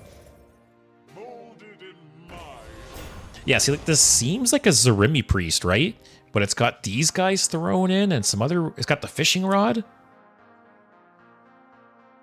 It's almost like this guy did like 80% of Zarimi priest and then like sprinkled in some of his own cards. All right, I want to get some more spell schools going here. There, next turn, Razzle Dazzler probably.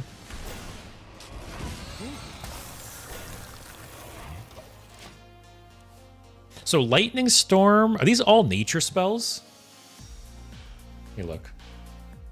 Like, there's no extra spell school I can get from Thrall's Gift, right? Starting the operation. Roscon, are you graduated? Yes, I am much older than I look. I am 34 years old, so school was quite a while ago for me. Actually, sorry, I turned 34 in a week and a half. Also, Hex is nature, Lightning Storm is nature, Bloodlust doesn't say. I don't think Bloodlust is nature, if anything, right? But are you still in school, Rosticon, or did you just graduate?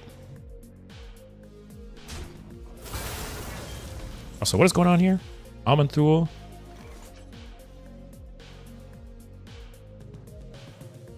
Ooh, that was a nice copy of an Amanthul.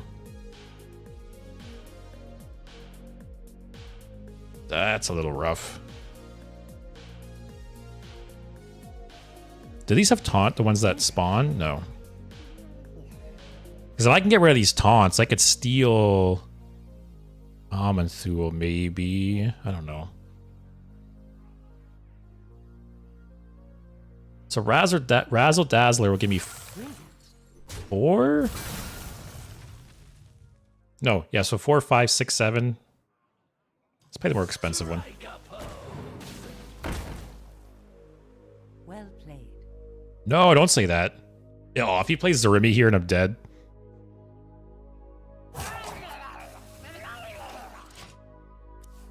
All right.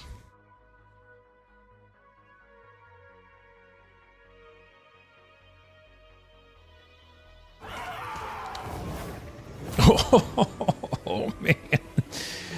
All right, so I basically need to cheat out Yogg and have him clear the board at this point, right? Man, good thing I didn't kill this 1-2, because he would have got another... Actually, no, he didn't play this. He only played Amanthul last turn. All right, I need a real good board clear here. Jeez, no. Oh, Amanthul. Amanthul is one of those cards. I love it, but I also hate it at the same time. Like, in some ways, I cannot wait for Amanthul to rotate.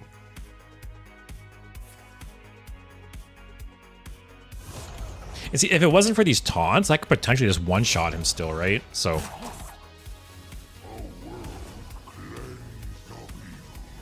Can I get rid of the taunts?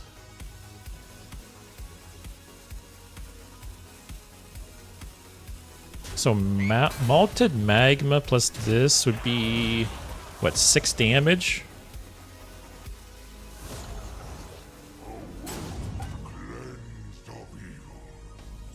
Brilliant. That's not the top deck I want.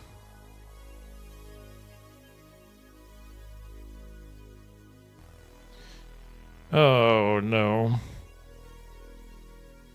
Hex, like, who even... Hex doesn't even matter here, I feel like. Brilliant.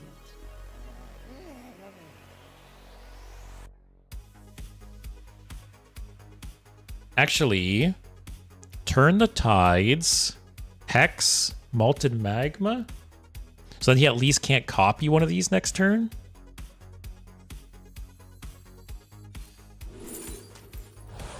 Hope I did math wrong.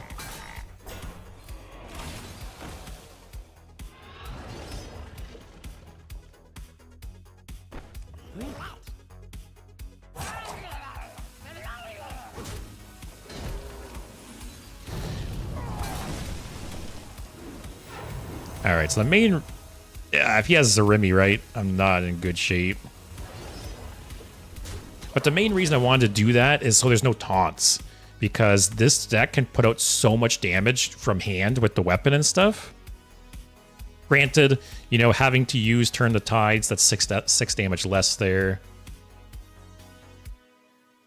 Also, Rosticon, nah, I'm on the end of my political science graduation. Nice, at least in Brazil. Man, I have to say, I have so many Brazilian viewers. It's actually crazy.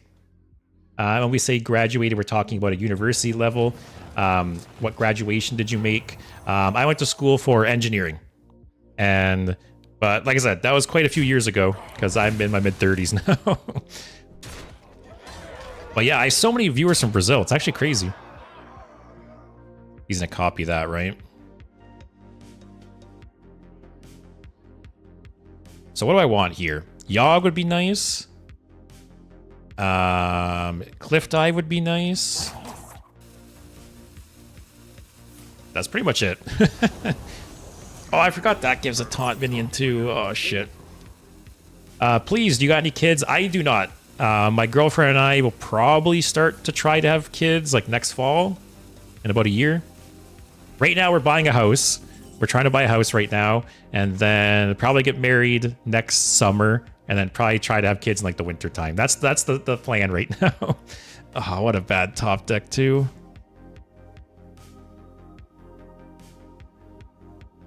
And here I was talking shit about this guy's deck.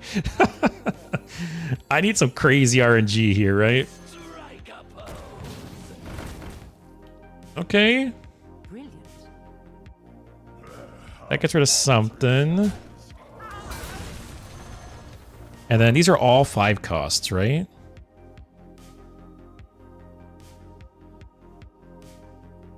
What's the worst one? Oh, okay.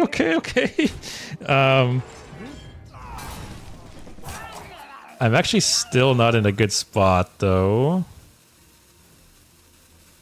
I really wish I could target this and clear it.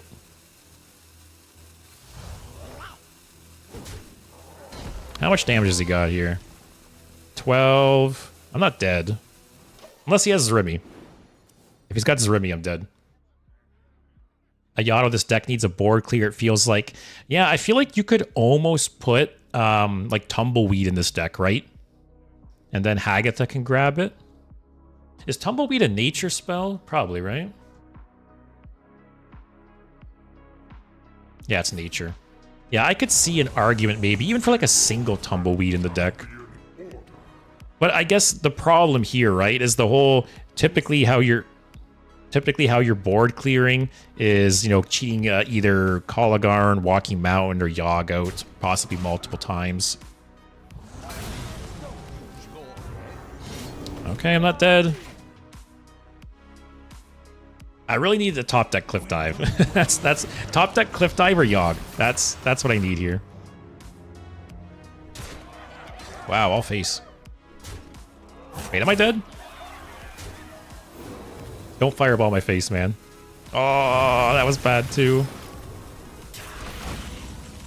Oh, these top decks. Oh well. It's hard to beat 3 Aman'Thuls sometimes, guys. What can you do?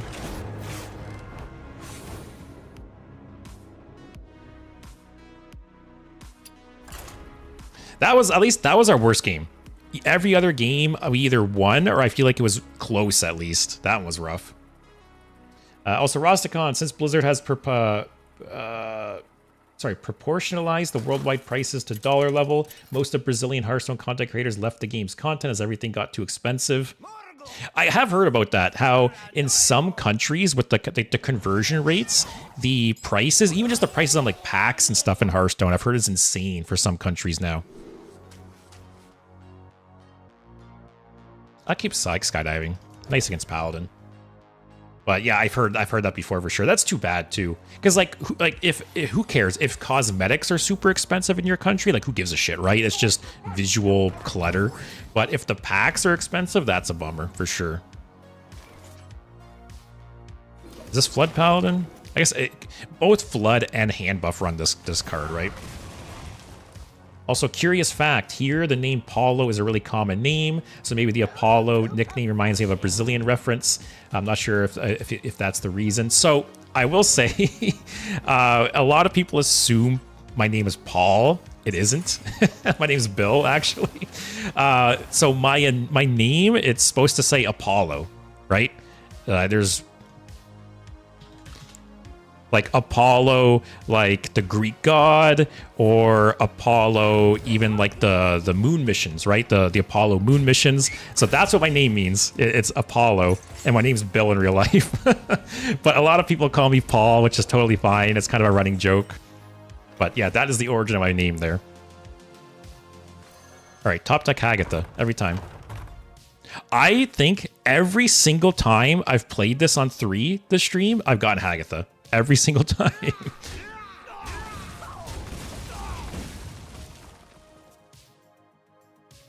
And yes, please says Bill Allo doesn't sound great. I agree. Or Abillo doesn't sound great.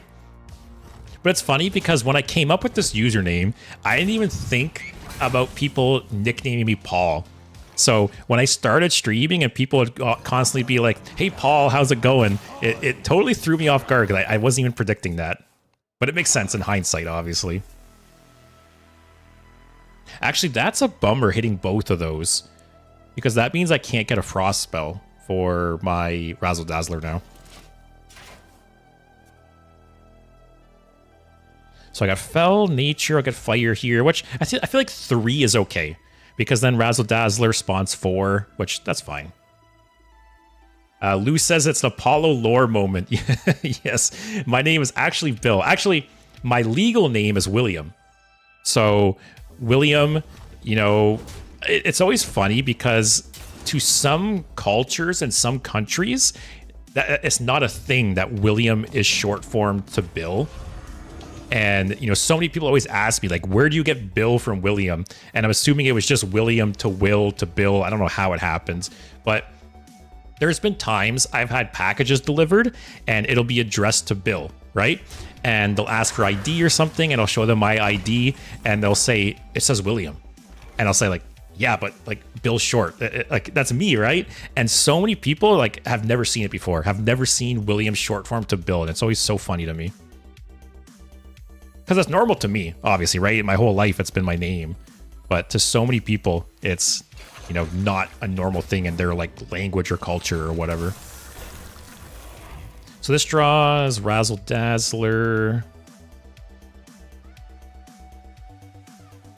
I feel like I can hold this until I need it, right? That's okay. Rosticon prefers Hades.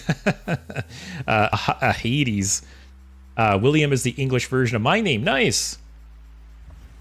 It comes from Wilhelm, the bridge that bridges both names. That's neat. It's always funny to see how different names are pronounced different ways in other like languages and stuff. That's cool. But yeah, I never went by William or Will at all growing up. You know, that's something people always ask me, is they always say like, did you ever, was there ever a period of time where you went by Will or you went by William? Especially like, I know people named Will or William as well, right? Because it's different for everyone. I know someone else named William, they go by Will. You know, some people just go by William. It's all different, but yeah, I've never went by Will or William.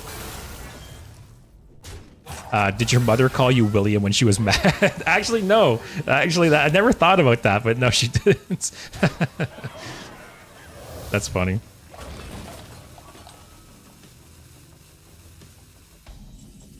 I will say, though, kind of confusing and a little bit annoying is my dad's name is also William. And my dad also goes by Bill. So it's growing up. It was always annoying when we would get mail or you'd get a call and they would ask for Bill. You know, you would have to say like which one or like what's the middle name, you know, things like that. And even to this day, you know, sometimes with like banking stuff or maybe government stuff, like there's sometimes some confusion. So that's a little annoying. What is malted magma twice here? Gets fire in my pool. I will actually. And then play this. And then does it matter if this costs 5 next turn? I'll hold it. In Italian, it's googly. Oh my god, I'm gonna butcher this. Guglielmo? I'm probably saying that so wrong. Also, please, my dad's from India, where the child takes the first name of his father as last name. My dad's name was Simon until he changed it. Wow. I will say, you know, in Canada, the last few years, there's been a lot of immigration from India. So I, you know, work with Indian people, and I see a lot of Indian people, like Indian names, and you guys do have some interesting, you know, formatting for your names. Also, Spanish people. I've worked with Spanish people that have like 5 names. And I guess we're just used to like North America, right? Where it's like, well, maybe not just North America, but like white people, right? Where you have a first name, a middle name, and a last name. And yeah, some cultures, right? You got 4 or 5 names, which I get it, right? You have like a family name, or sometimes you carry something over from your dad. It is cool how different cultures, different countries all do something different. I could cliff dive here. Actually, I feel like I want to cliff dive to get Kolagarn to get like Sandkazel or something else juicy. Because that's kind of like hard removal if he gets a big buffed up minion, right? Maybe I just do this.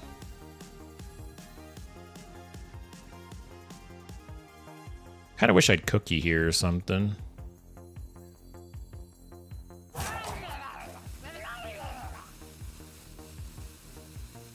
Yeah, I'll just do this. Also, this into Hex would be nice too for a big buffed minion.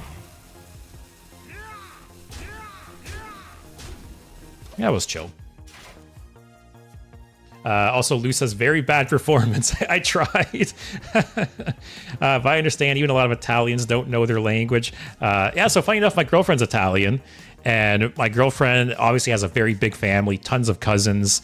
And they all speak Italian.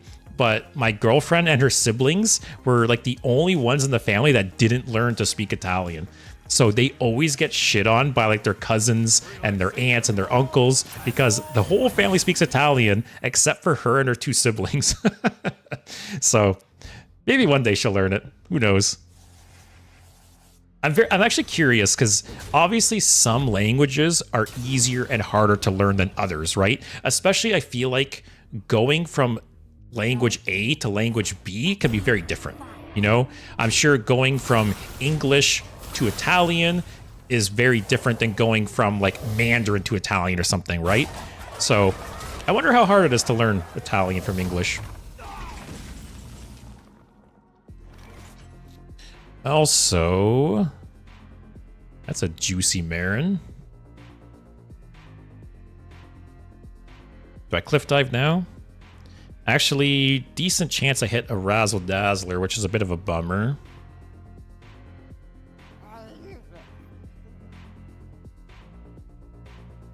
Although, I could...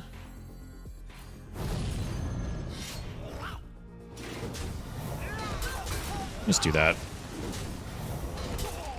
And maybe next turn I'll finally Razzle Dazzler. Please, I think Indonesian is the coolest I've heard. The parents basically come up for the name of their child by combining their first names. That's cool. Like Bill and Claudia becomes Billadia. It's like how people make joke like couple names and stuff, right? That's really funny. I feel like the names would just become more and more convoluted because your name is from a combination of other names, which then are going to combine and make new names. So it's like in 200 years, everyone's name in Indonesia is just going to be like gibberish. Rosticon, weirdly, Russian's much easier than it looks. Interesting, for a Brazilian at least. The worst part is about getting used to the alphabet. Yeah, see, that's what I mean, right? Because some languages, they share the same alphabet, right? You know, say like English. English shares the same type of alphabet with a lot of different languages. So it's probably easier to translate over to one of those languages versus going to like an Asian language or something like that, right? Or something Middle Eastern. But I only speak English, so I'm just assuming here. What?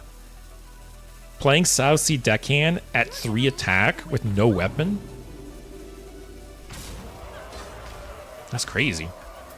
Do I just rip Yogg here and board clear? Actually, do I have lethal here? I need to check that. No, I got 1 buff. Let's just do that. Don't screw me, Yogg. Yogg hasn't done wrong by me today. So... it was bound to happen. It could have been worse. Oh. Wow, that was a good outcome. That's basically a free extra 4 damage there. That's nice. Also, Lou, from my experience, going from Italian as main language to Spanish was not that much difficult because both are pretty similar. Yeah, exactly, right? Some languages, like obviously some languages are much closer than others. So I would imagine English to Italian probably wouldn't be too hard. Latin languages are easily learnable between each other, yeah. Also, please says basically incest for names. Like I said, right? Eventually, everyone... I feel like by that logic... Like, can I separate this? I feel like by that logic, like I said, in like 100 years, everyone's name in like Indonesia is going to be like that. And then their spouse is going to be that. And it's like, okay, so we have to name our child. So let's take this from your name and this from your name. All right, there's our child.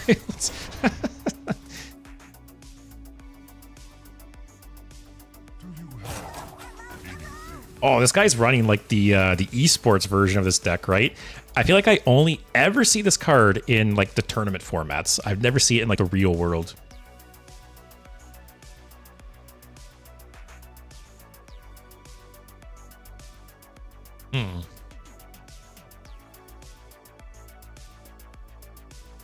Do I cliff dive? So if I cliff dive, actually I'm guaranteed Coligarn and Walking Mountain. Which that's not bad. Coligarn gets that into my hands. Walking Mountain kills that, right? No, it doesn't kill it. But I don't care to leave it alive if you like. Oh wait, no, it does kill it. No, it doesn't. I can't math. Let's do it. I want to keep his board cleared, possibly, because of this. Wait, what? Oh, why did I think Cliff Dive only grabbed big minions? Oh, well.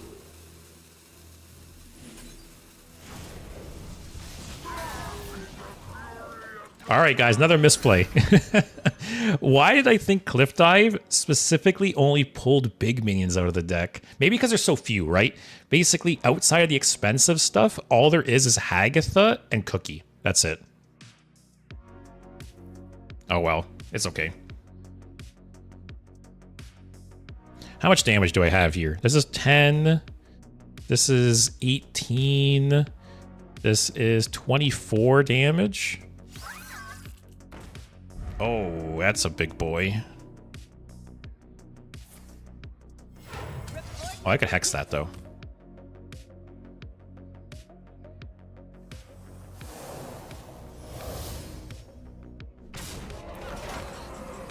Uh-oh. See what's great. Actually, is that lethal? This is 10 damage. 18. 24. 26, right?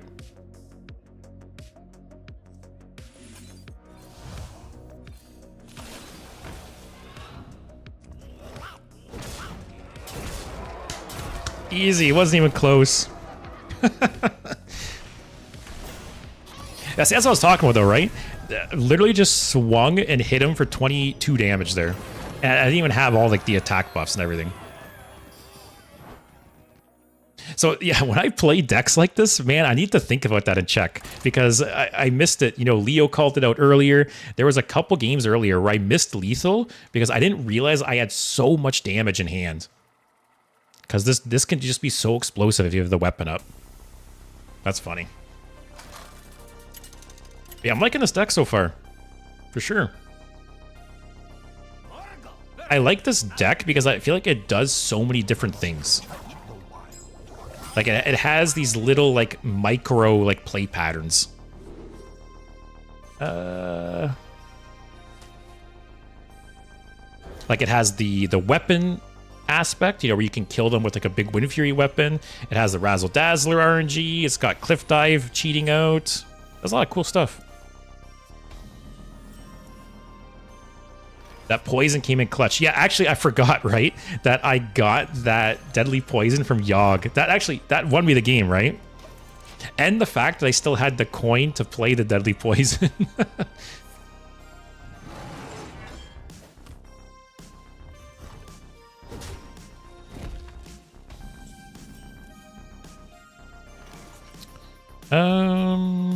Actually, if I get Razzle Dazzler, or not Razzle Dazzler, if I get Hagatha again, I can play it next turn. Oh, the first time this stream, we did not get Hagatha off the rip. Oh well. Hagatha would have been nice to get there. Wow, this guy's not doing anything.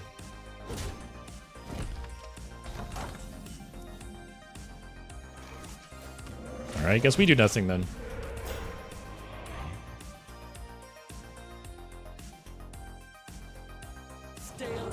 But just a reminder, guys, in about a week and a half, it will be my birthday, and I'm going to be doing a 12-hour stream for my birthday. So what I'll be doing is I'll be making a channel on the Discord this weekend for you guys to make suggestions on what I should do, because I'm not playing Hearthstone for 12 hours. That seems like an awful birthday present. So I will dedicate a few hours to Hearthstone, but I'll probably play some other games. I'm thinking maybe to play some Magic Arena. And if anyone else has any suggestions for games they want to see me play, I'm all ears. And I'm trying to do a Hearthstone tier list, but I think it'd be fun to do some kind of real life tier list too. So if there's any kind of real life thing or item you guys would like to see me tier list, again, I'll open it up to the Discord so you guys to make suggestions. But I'm excited. I've never done 12 hours. The most I've ever done is 8 hours. The launch of Whizbang's Workshop and the launch of Perils in Paradise, I did 8-hour streams. So we'll have to see how 12 goes. That was kind of the warm-up.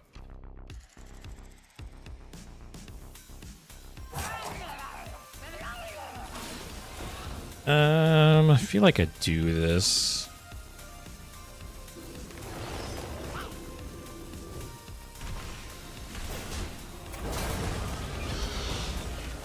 Oh, I should have done that first. I could have played Hagatha. Oh well. Canadian baby names, the ultimate tier list. Actually, every once in a while, I check out like because my girlfriend and I, we're getting close to like trying to have children, right? So every once in a while, I will look at like the latest like top names. William is still really, really popular. William, I'm pretty sure I'm pretty sure William has been in the top 10 names like for decades now, like since the 50s or something. And yeah, I'm pretty sure William is still in the top 10, even currently. I don't think I evolved that. Are people still playing like the OTK Druid?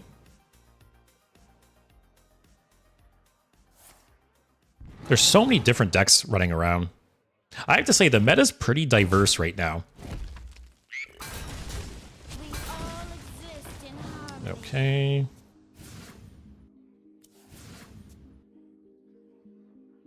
By Frosty Decor here.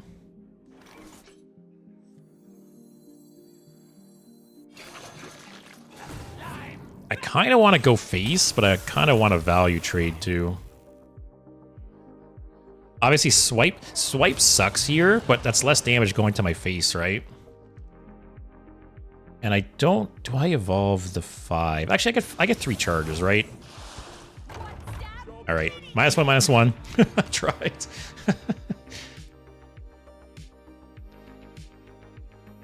Actually, that makes this swipe better. But like I said, if he swipes, that's 4, 5, 6 less damage to my face, so it's not that bad. But yeah, like I thought about doing a tier list for some kind of food, but I don't think that'd be a good idea because I don't want to just like eat into the mic. I could do some kind of drinks. I could do a tier list for some kind of drinks. Okay, I figured. I don't know. What else could you tier list? Like in person? I don't know. I'll have to think about it. Or like I said, I'll make a post on Discord. I'm sure you guys can come up with some fun ideas. I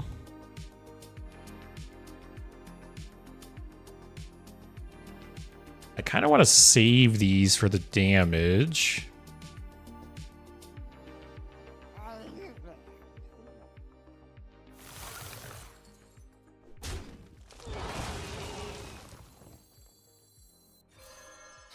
Let's leave it. Yeah, let's chill. Why not evolve Agatha? I guess I could, right? But I guess it was like the higher roll, right? I was evolving a 5 cost versus a 4 cost. I could have evolved her though. You are right. I was being greedy though. Stay alert, my children. Okay. I will probably cliff dive here. If I can get Colagarn and get Marin, that'd be really, really nice, actually.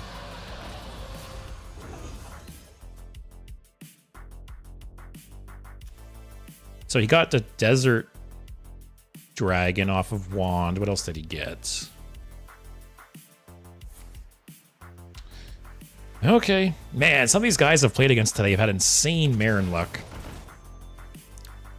Is that... It's not the worst, I guess. Okay, Colagarn. So what do I got? I hate that card. Literally 3 mana of Pyroblast. Okay, so... the odds aren't great here. Let's see what we got. No Razzle Dazzler. Anything else is fine. Okay. I could I could steal Nomelia and then attack into steal Marin.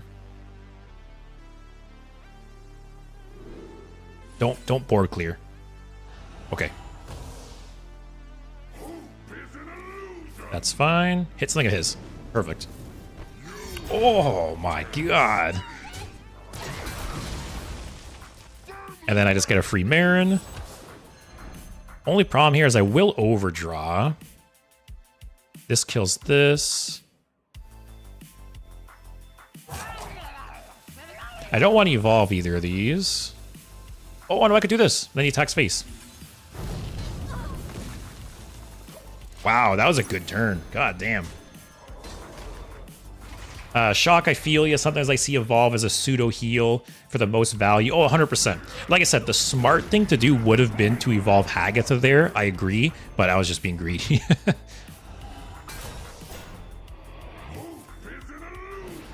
Okay. Wow. The fact that it clears now, that was good.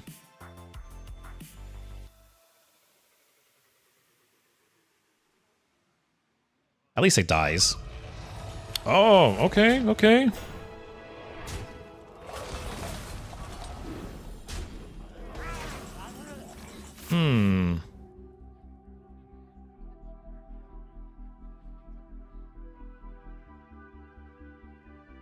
Actually, Walking Mountain full clears here, right? 5, 10, 14, yeah. Then I can attack Yogg.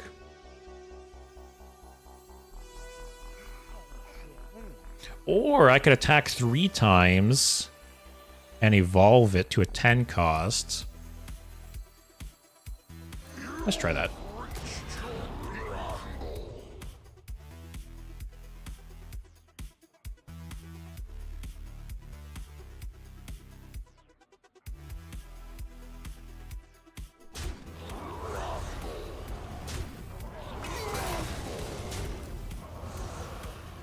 Let's see what we got. Okay. So this guy isn't Reno, right? So what does this guy have going on? Is there an OTK package in here? Is it just grinding you out? That's actually fine. I can clear with Malted Magma.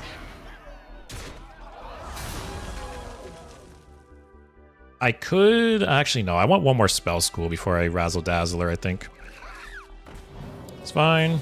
Altered Magma.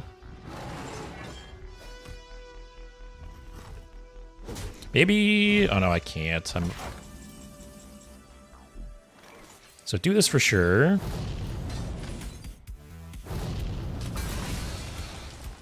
And this does nothing. Let's get out of my hand. All right. Like, what does this guy have left? He just has, like, the Marin treasures to, like, grind you out. Unless there's an OTK package in here. Uh-oh, what's 10? Or 14, I forgot. Oh, that's fine. Wow, drawing more.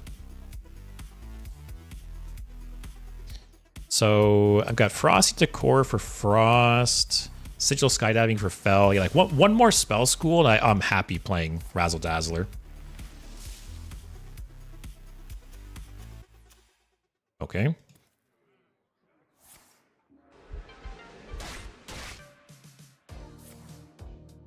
Wow. Am I dead here?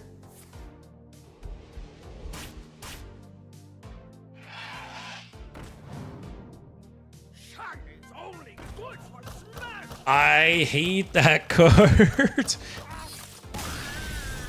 It is so it should cap out at 10 or something. The fact that it can hit you for so much damage with ramp is just insane. Like, I feel like I've always hated that card, and it's just got worse with time.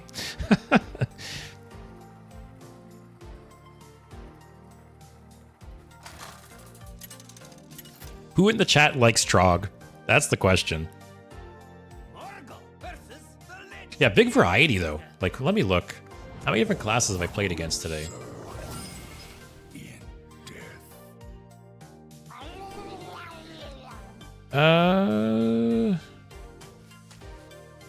Sure. Yeah, what have I played against? 2 druids. Yeah, almost every single. Actually, so outside of the 2 druids, I've played against a different class every single game. So yeah, big variety in the meta right now. I played against 2 druids, then I played against paladin, priest, mage, and shaman.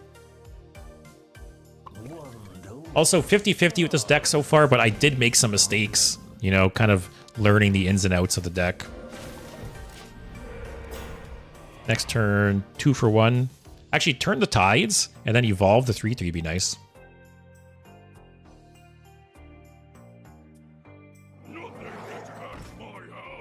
Okay.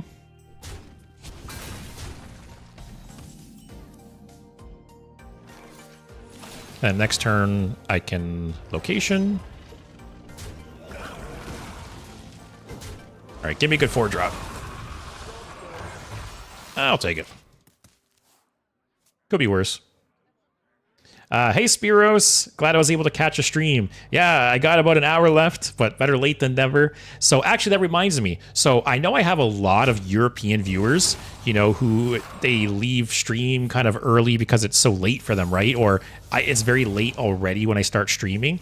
So good news is when I do my 12-hour stream for my birthday, I'll be starting very early. I will probably be starting at like 10 a.m. my time. So I don't know what it'll be in Europe, but obviously it'll be very, very early still. So yeah, all my European viewers, you know, you can look forward to that stream because you'll be able to watch me while the sun's still up. So that'll be nice. Also, yeah, hitting hag at almost every time. But yeah, I think there's around like a 6-hour difference for a lot of Europe. Because I know I'll be streaming at like 8 or 9 o'clock and people would be like, I'm going to bed at 3 a.m. So if I start at 10, it would be like, what, 4 o'clock for you guys? So perfect timing. You guys would just get off work and you can watch me the whole rest of the evening.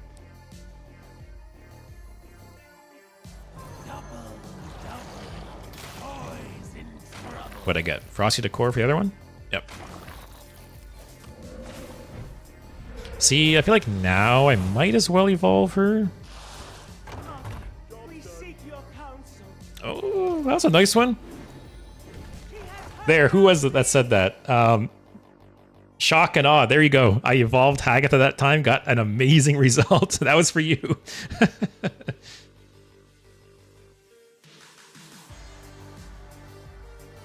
And yeah, please, you just made me think. I should do some kind of Canadian themed tier list. Like, can I tier list? Can I tier list like maple syrup, or can I tier list like poutines or something Canadian? What's something Canadian I can tier list? I don't know. I'll have to think about that. That's a good one. Or I could just tier list like Canadian things. I'll include like maple syrup, poutine. What else have we got? Like ketchup chips, I think, or like a Canadian thing. Best maple syrup for foreplay.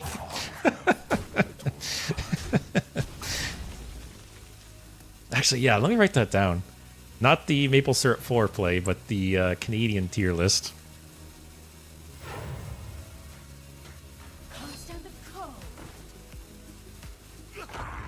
What's the other thing I said? Maple syrup. Oh yeah, poutine. That's a good idea. I'll have to think about that and look into that some more. Not the foreplay. Wow, I get a second trigger on this. That's nice. So you go there. Do I just go face with this? I kind of wanted to keep him full life.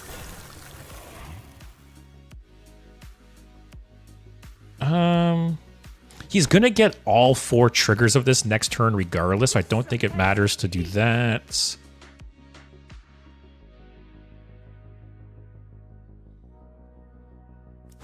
Now let's go face. Face is the place, guys. Yeah, that evolve on Hagatha Shock was actually insane. I've got, what, 10, 11 in stats out of it now?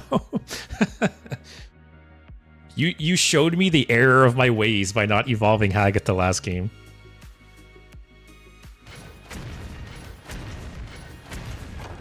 Just don't kill this guy.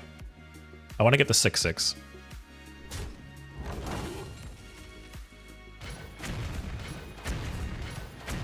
Perfect. The animation speed on this is so bad. And it's crazy because they sped it up. It used to be even slower, and they sped it up. It's still so slow. Those have been really good hits so far, though. Haven't touched this guy.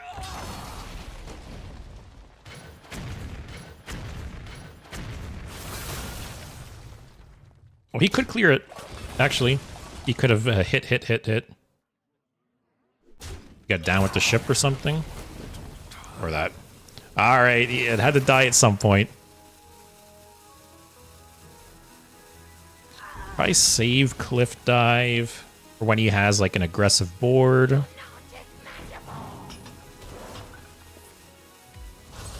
Wow, it just runs Horn of Winter. That's fine.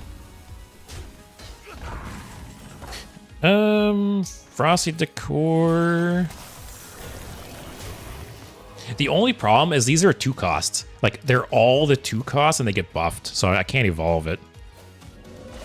That's fine, though.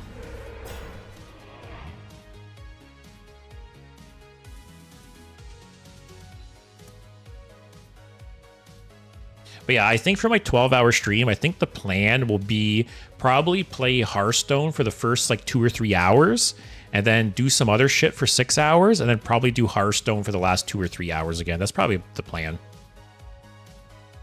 I'll probably have some funny goals and stuff, too, throughout the stream. Like I said, I'm going to make a post on Discord, or like a whole channel on Discord this weekend for you guys to suggest, like, ideas for what to do, and maybe some, like, goals and stuff like that. We'll have to see. Also, this guy's Double Frost.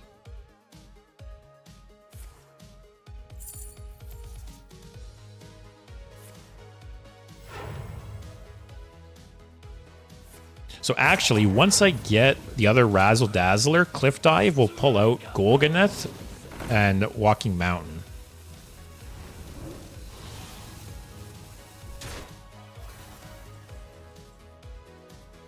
Okay, it'll pull out exactly Golganeth and Walking Mountain.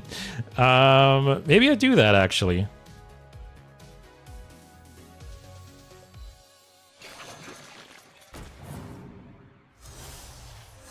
Oh, no, I forgot Razzle Dazzler again. I keep making that mistake. It's not that bad though. Do I evolve the Walking Mountain?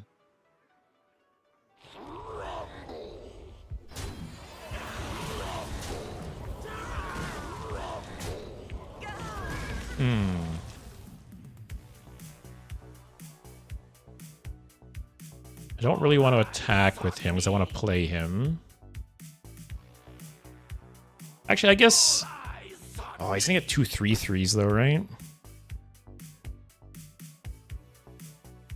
Ah, whatever. And then this goes here. I have one more cliff dive. I kind of want to save it, let it go back to the deck. Yeah. Oh, I just realized too. I can play Colagarn, attack, bounce it back to my hand, and then evolve it. So I get a 9 cost, and you can't get the card back. Yeah, that's an option. I could steal like the Primus or something maybe with that.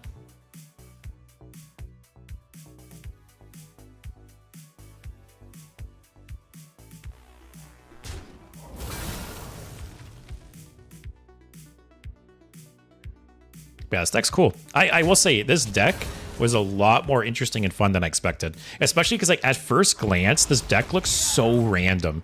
You know, you see, like, Skirting Death.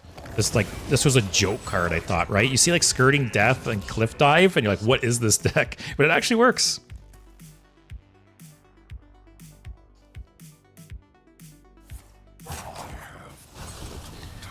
That's a little annoying, actually.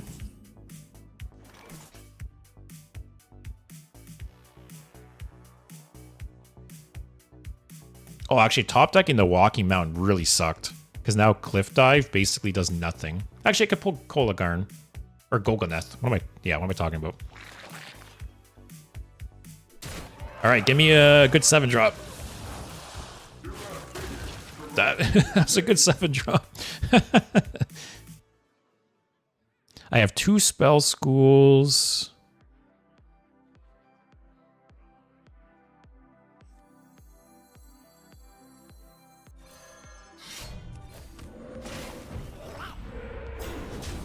Oh, might as well. I have 2 weapons, right?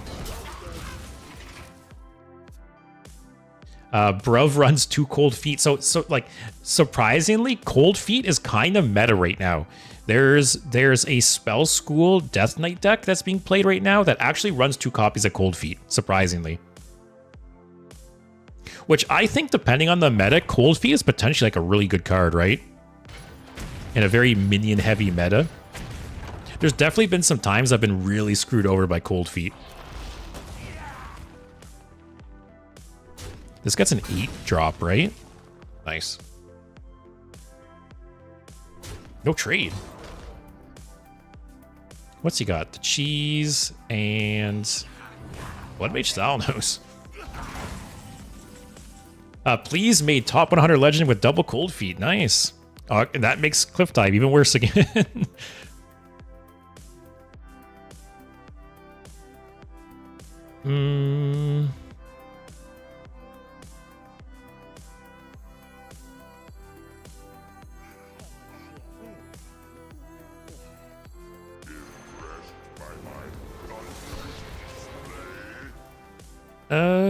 Man. So what'll this draw? Do I have any overload cards left? It draws Turn the Tides.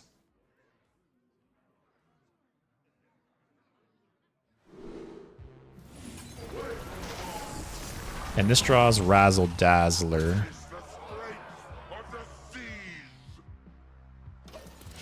Sounds like it's raining out. It is. Okay. But yeah, like I said, it's kind of cool. It's cool to see these like small niche cards actually pop up in decks. Like Cold Feet, Skirting Death. Ooh, that's a shitty low roll there. That's an interesting one. Wow.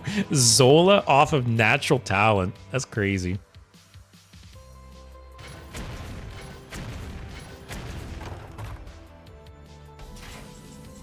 So, do I Yogg and clear here? Yogg, clear, go face. This gets me a Fel spell.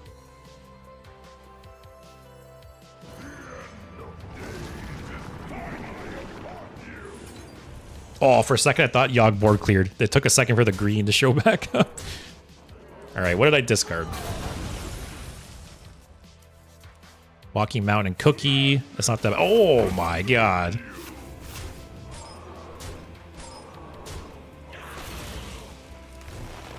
Oh, just Yogg. Thanks for the thanks for the lethal Yogg. Wow. Man, I feel like there's no middle ground with Yogg. Yogg either has insane spells that like change the course of the game, or it just like screws you over. It does one or the other. Wow. All right, positive win rate with the deck now. Let's see if we can keep it up.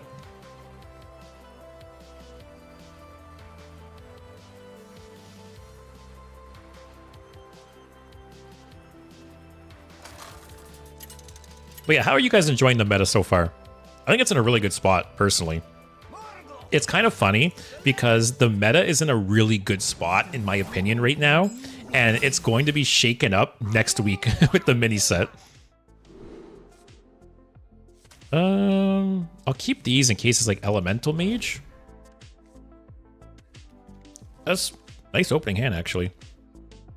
But yeah, like I said, the meta actually settled to like a pretty good spot for only to be shaken up a week later by the mini set. So we'll have to see. Although you never know, right? Because like the Whizbang's Workshop mini set did nothing, absolutely nothing. I think this mini set will be more impactful though. There's some really cool cards in it. And the 2 new tourist cards might switch things up a bit for Mage and who got the other one? Shaman, I believe.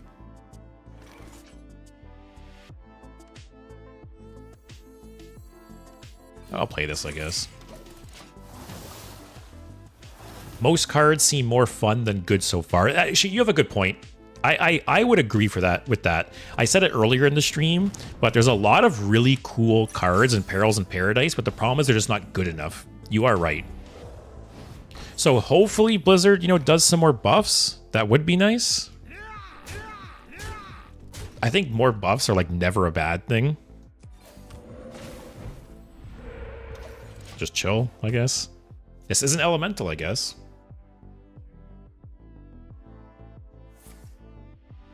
Oh, it's spell. Okay. 1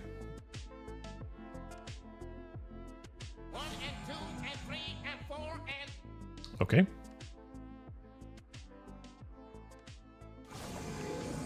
I think I'm going to evolve Hagatha again this turn. It was so good that last game.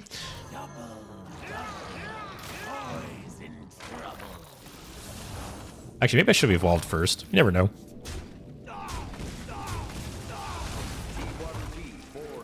That's good and bad, actually.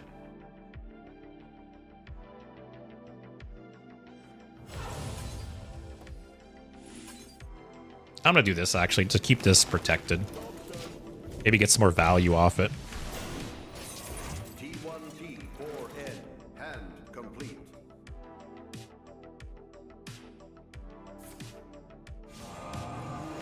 What's one of that? Spells, okay. That one... Aw, don't do the, like, malfunction. Oh, what is this guy doing? No malfunction.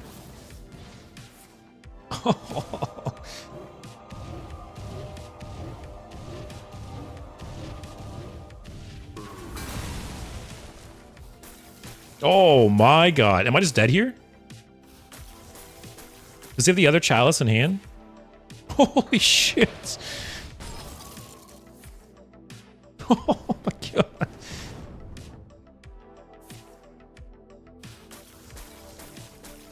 Wow. Okay. So the problem here is I can't pop-up book one of these because then I can't do anything else. Like, this is my only option, right? He has an elemental in hand, so he's in top deck mode. So if he top decks a spell, I'm dead. If he doesn't top deck a spell, I'm in a good spot. Please, please, Yogg. Shock, if you magnetize a bungee jumping minion, what happens? Does it keep the enchantment? Oh, I'm dead. He for sure gets a damage spell.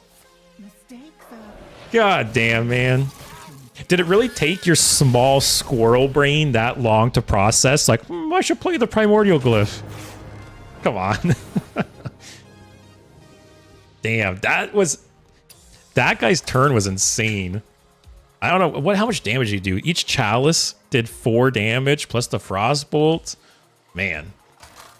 It was like the stars aligned there for him. Jesus. Wow, never seen this portrait before. That's something.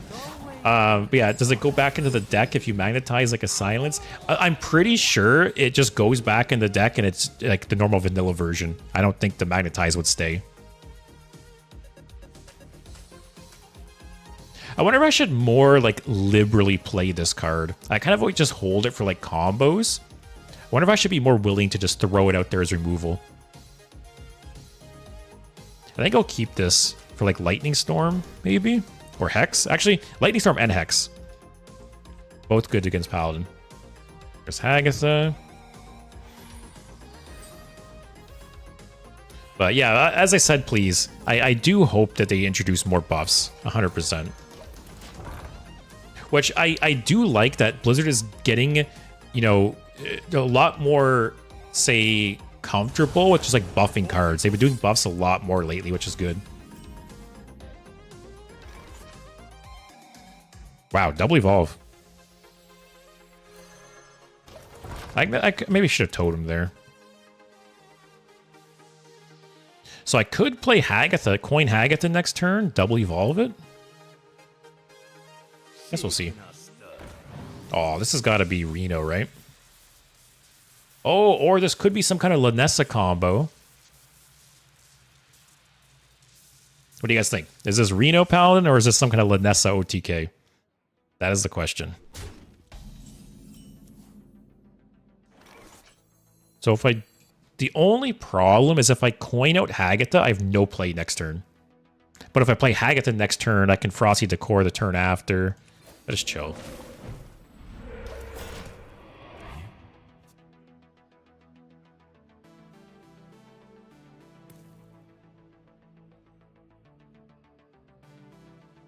Also, please also start stacking Dazzle with Shadow. That's true too, right? There's been a couple times I've had like 2 spell schools and I kind of wish I had 1 more. So yeah, maybe I should be a little more willing to play this card. Oh, Frosty Decor, please. Okay, perfect.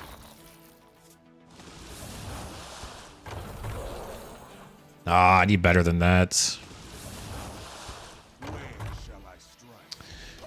All right, I spent 2 evolves to give it 3 health.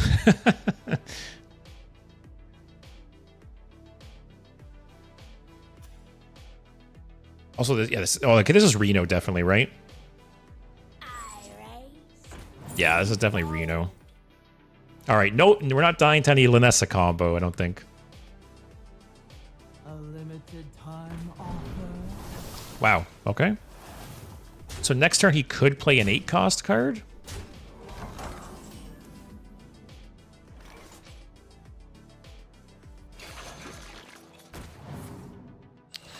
Do I clear the Divine Shield?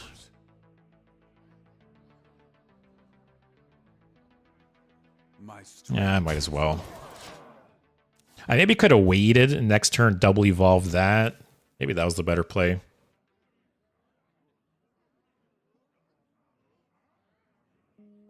But I could always play this next turn and evolve, you know, the slime.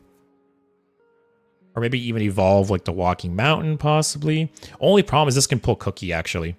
Cookie would really suck. I got Cookie, Golganeth, 2 Razzle Dazzlers, Coligarn, 2 Walking Mountains.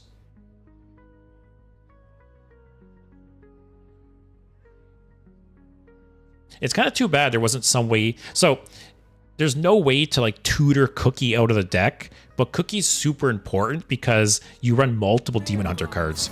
You got Skirting Death, you got Cliff Dive. Those are kind of core to the deck, right? Wow, Pipsy. I think that's the first time I've ever seen Pipsy ran in a deck. Every other time I've seen Pipsy ran, it was like discovered off of something. Does this summon it to the battlefield? Yeah, I might. Do I hex this? I think I do. I feel like his deck is very much, if he's running Pipsy, his deck is going to be able to take advantage of this in a good way, right? So I'll be safe. Then do I evolve to a 6 or 7? Sure. Oh, come on. Oh, okay, okay. Man, we've had some really bad evolves. We finally got a good one right at the end.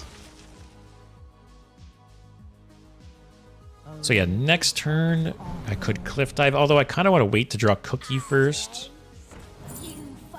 Oh, it's not Reno. It is a Lanessa combo deck. Okay. So him playing a glow stick, that's 8 damage down from his combo. Wow, okay.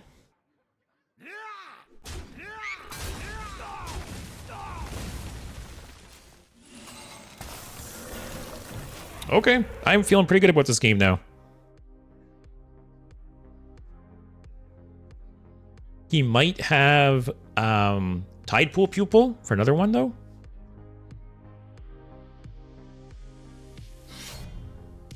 Yeah, like, get all the coins in the world, dude. Wait, what? Dude, you know how to read your cards? Wrong order, my man. Jeez. These are the people Blizzard pits me against, guys. I better not lose this game now. I gotta get the weapon out?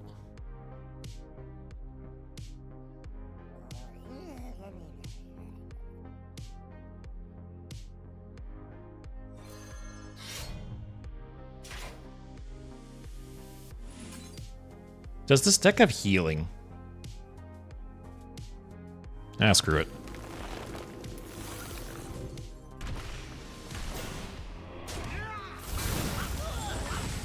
Alright, because next turn I can do 6, 12, 20 damage. Okay, so if he doesn't heal or doesn't get a taunt here, I can just kill him next turn. Actually, no, he needs a minion with 4 attack or more. Okay, that works. Oh, the lifesteal. Okay, kill your own thing.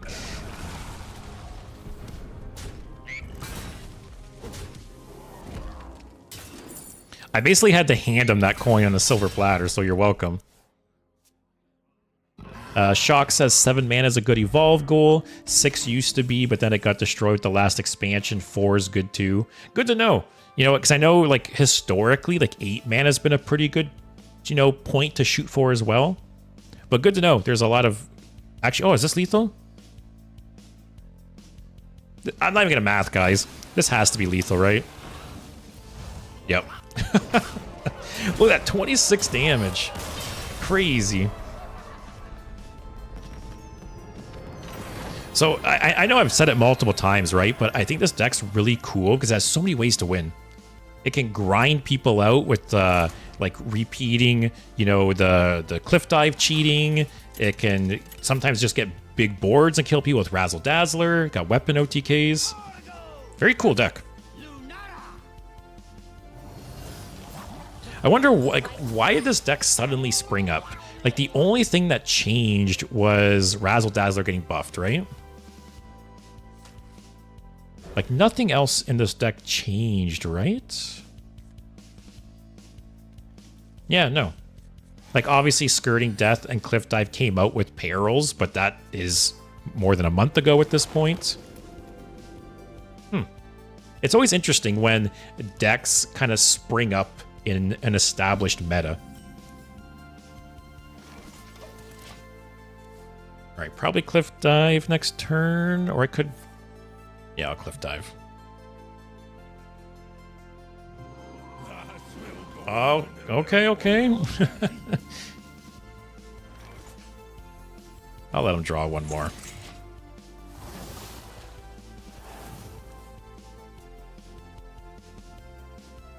Yeah, I should almost look at all like the 7, 8, and 9 evolve like options. Wow, didn't play the other one. Okay.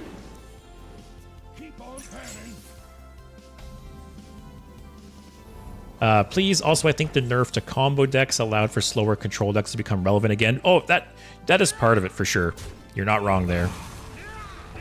Actually, yeah, 'cause sometimes I forget, right, that sometimes just decks being eliminated or nerfed can heavily impact the meta, because sometimes, you know, certain decks being popular just prevent other decks from being good or popular. So that you are right there.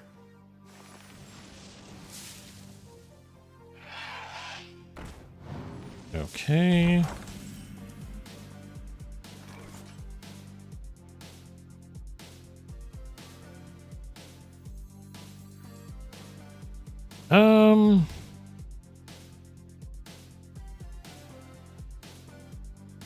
Oh, it kind of sucks these are both nature.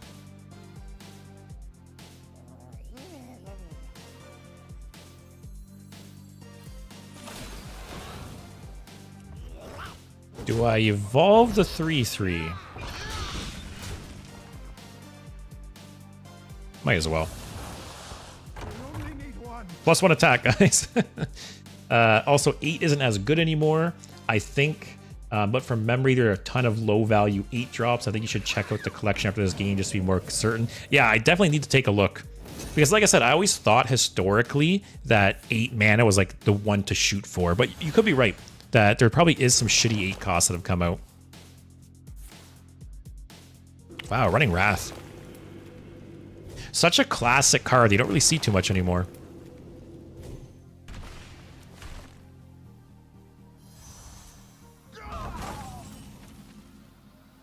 Hologarn kind of sucks. Actually, it's not too bad. I can evolve it. I really wish I had one more spell school. Hagatha? Okay.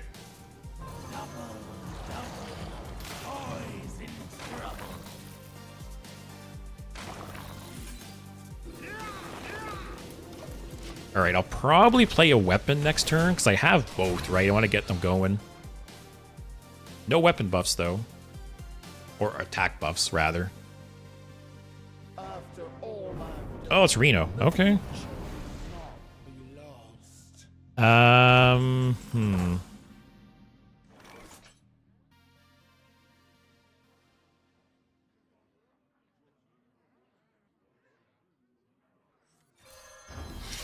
So the question is,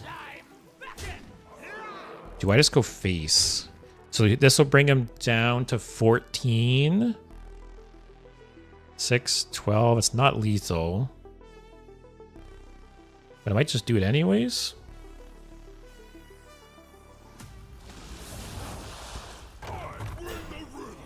Oh, that's a little annoying. Okay, I do kill it now then.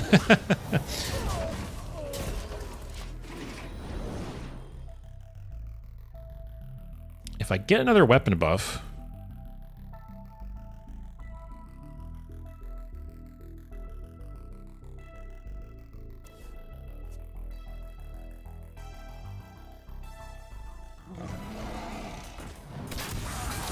Okay. So I still have 6, 12 damage here, 13. Actually, if I top deck Skirting Death, or yeah, if I top deck Skirting Death, it's lethal, right?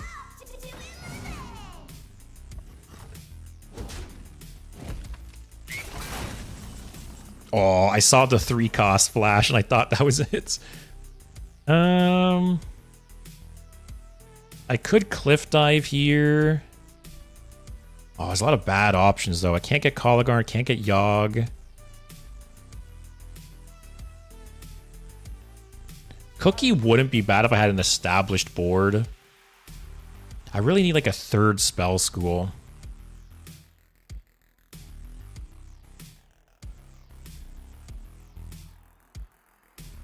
I'm really worried I play this and he just Renos next turn.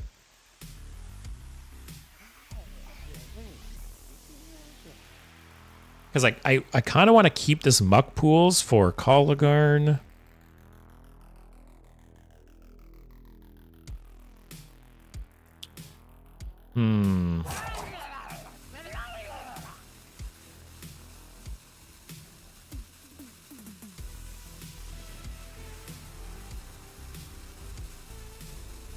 I guess if he does Reno, it's his whole turn, right?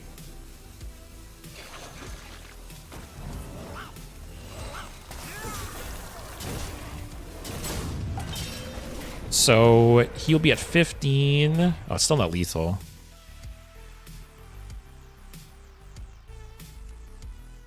I think it's still the best play to do. What are the odds, guys?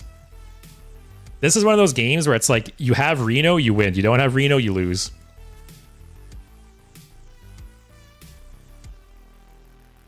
I bestow these. Okay, refresh Reno.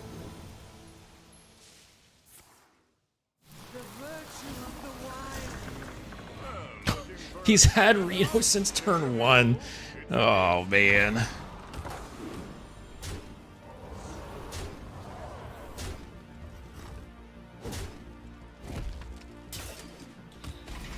All right, I think Coin Yogg clear. Man, that's annoying.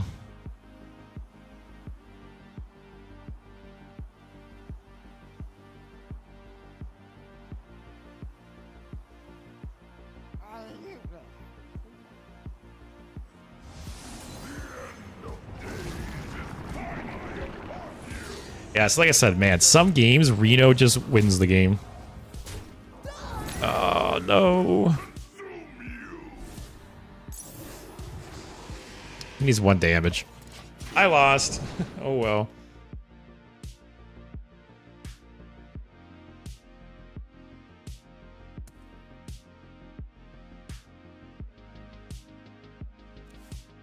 I will say at this point in like the meta, I cannot wait for Reno to rotate.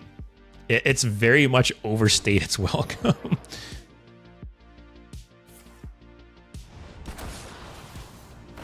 So if I'm not dead here, which I gotta be dead, right? If I'm not dead, I can cliff dive, maybe heal a bunch with Walking Mountain. There's no way he doesn't have 1 damage though, right?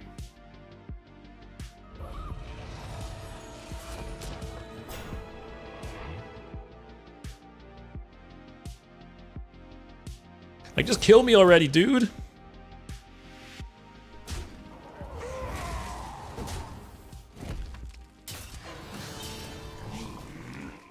Okay.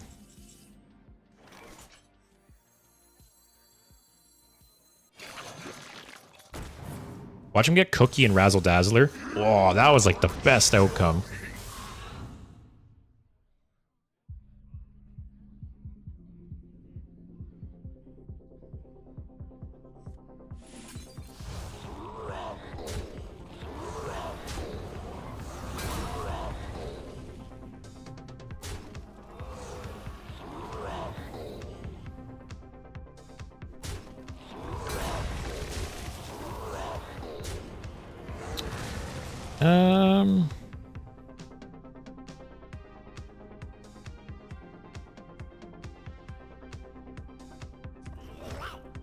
Yeah, I should do this. I don't really want them to die, but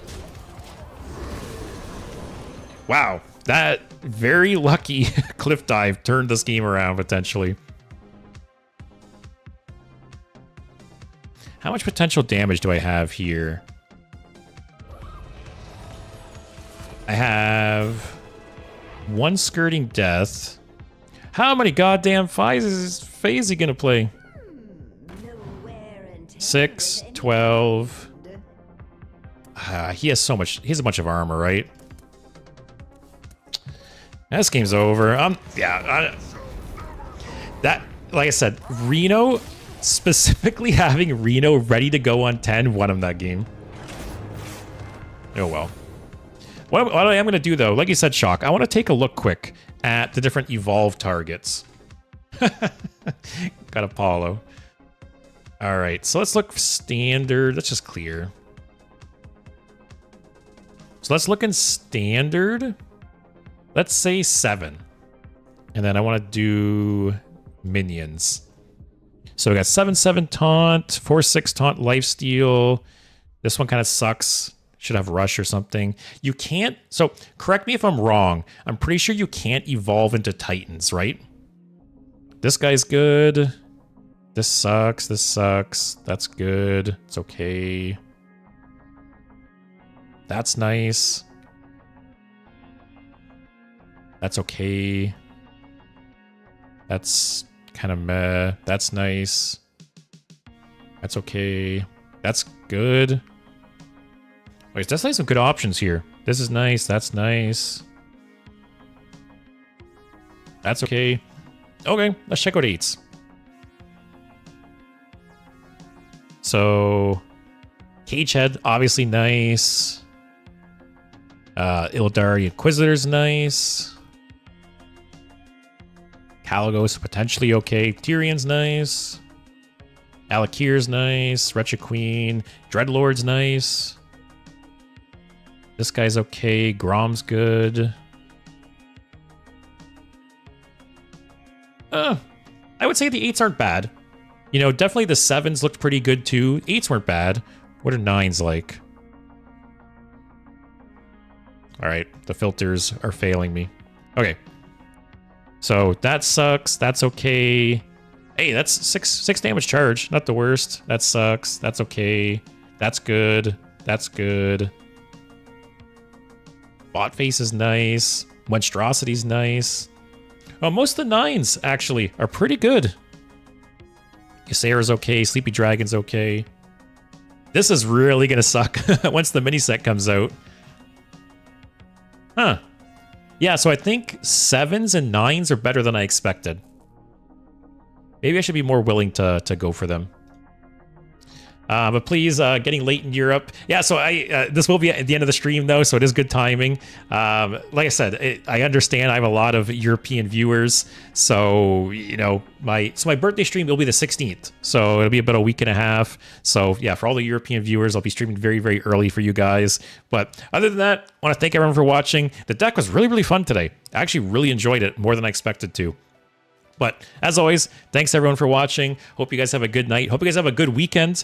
This weekend, I will be resuming, you know, my YouTube editing. I have fallen a bit behind with the YouTube recently just because life's been really busy. So this weekend, I will be working on YouTube and getting some videos going again starting next week. So look for a new custom Hearthstone video on Monday. Also, I stream on Monday, as always. For anyone who's new, I stream every Monday, Wednesday, and Thursday. So hope you guys have a good weekend. Come check me out next week. Check out my videos next week. And yeah, other than that, take care, everyone, and thanks for watching.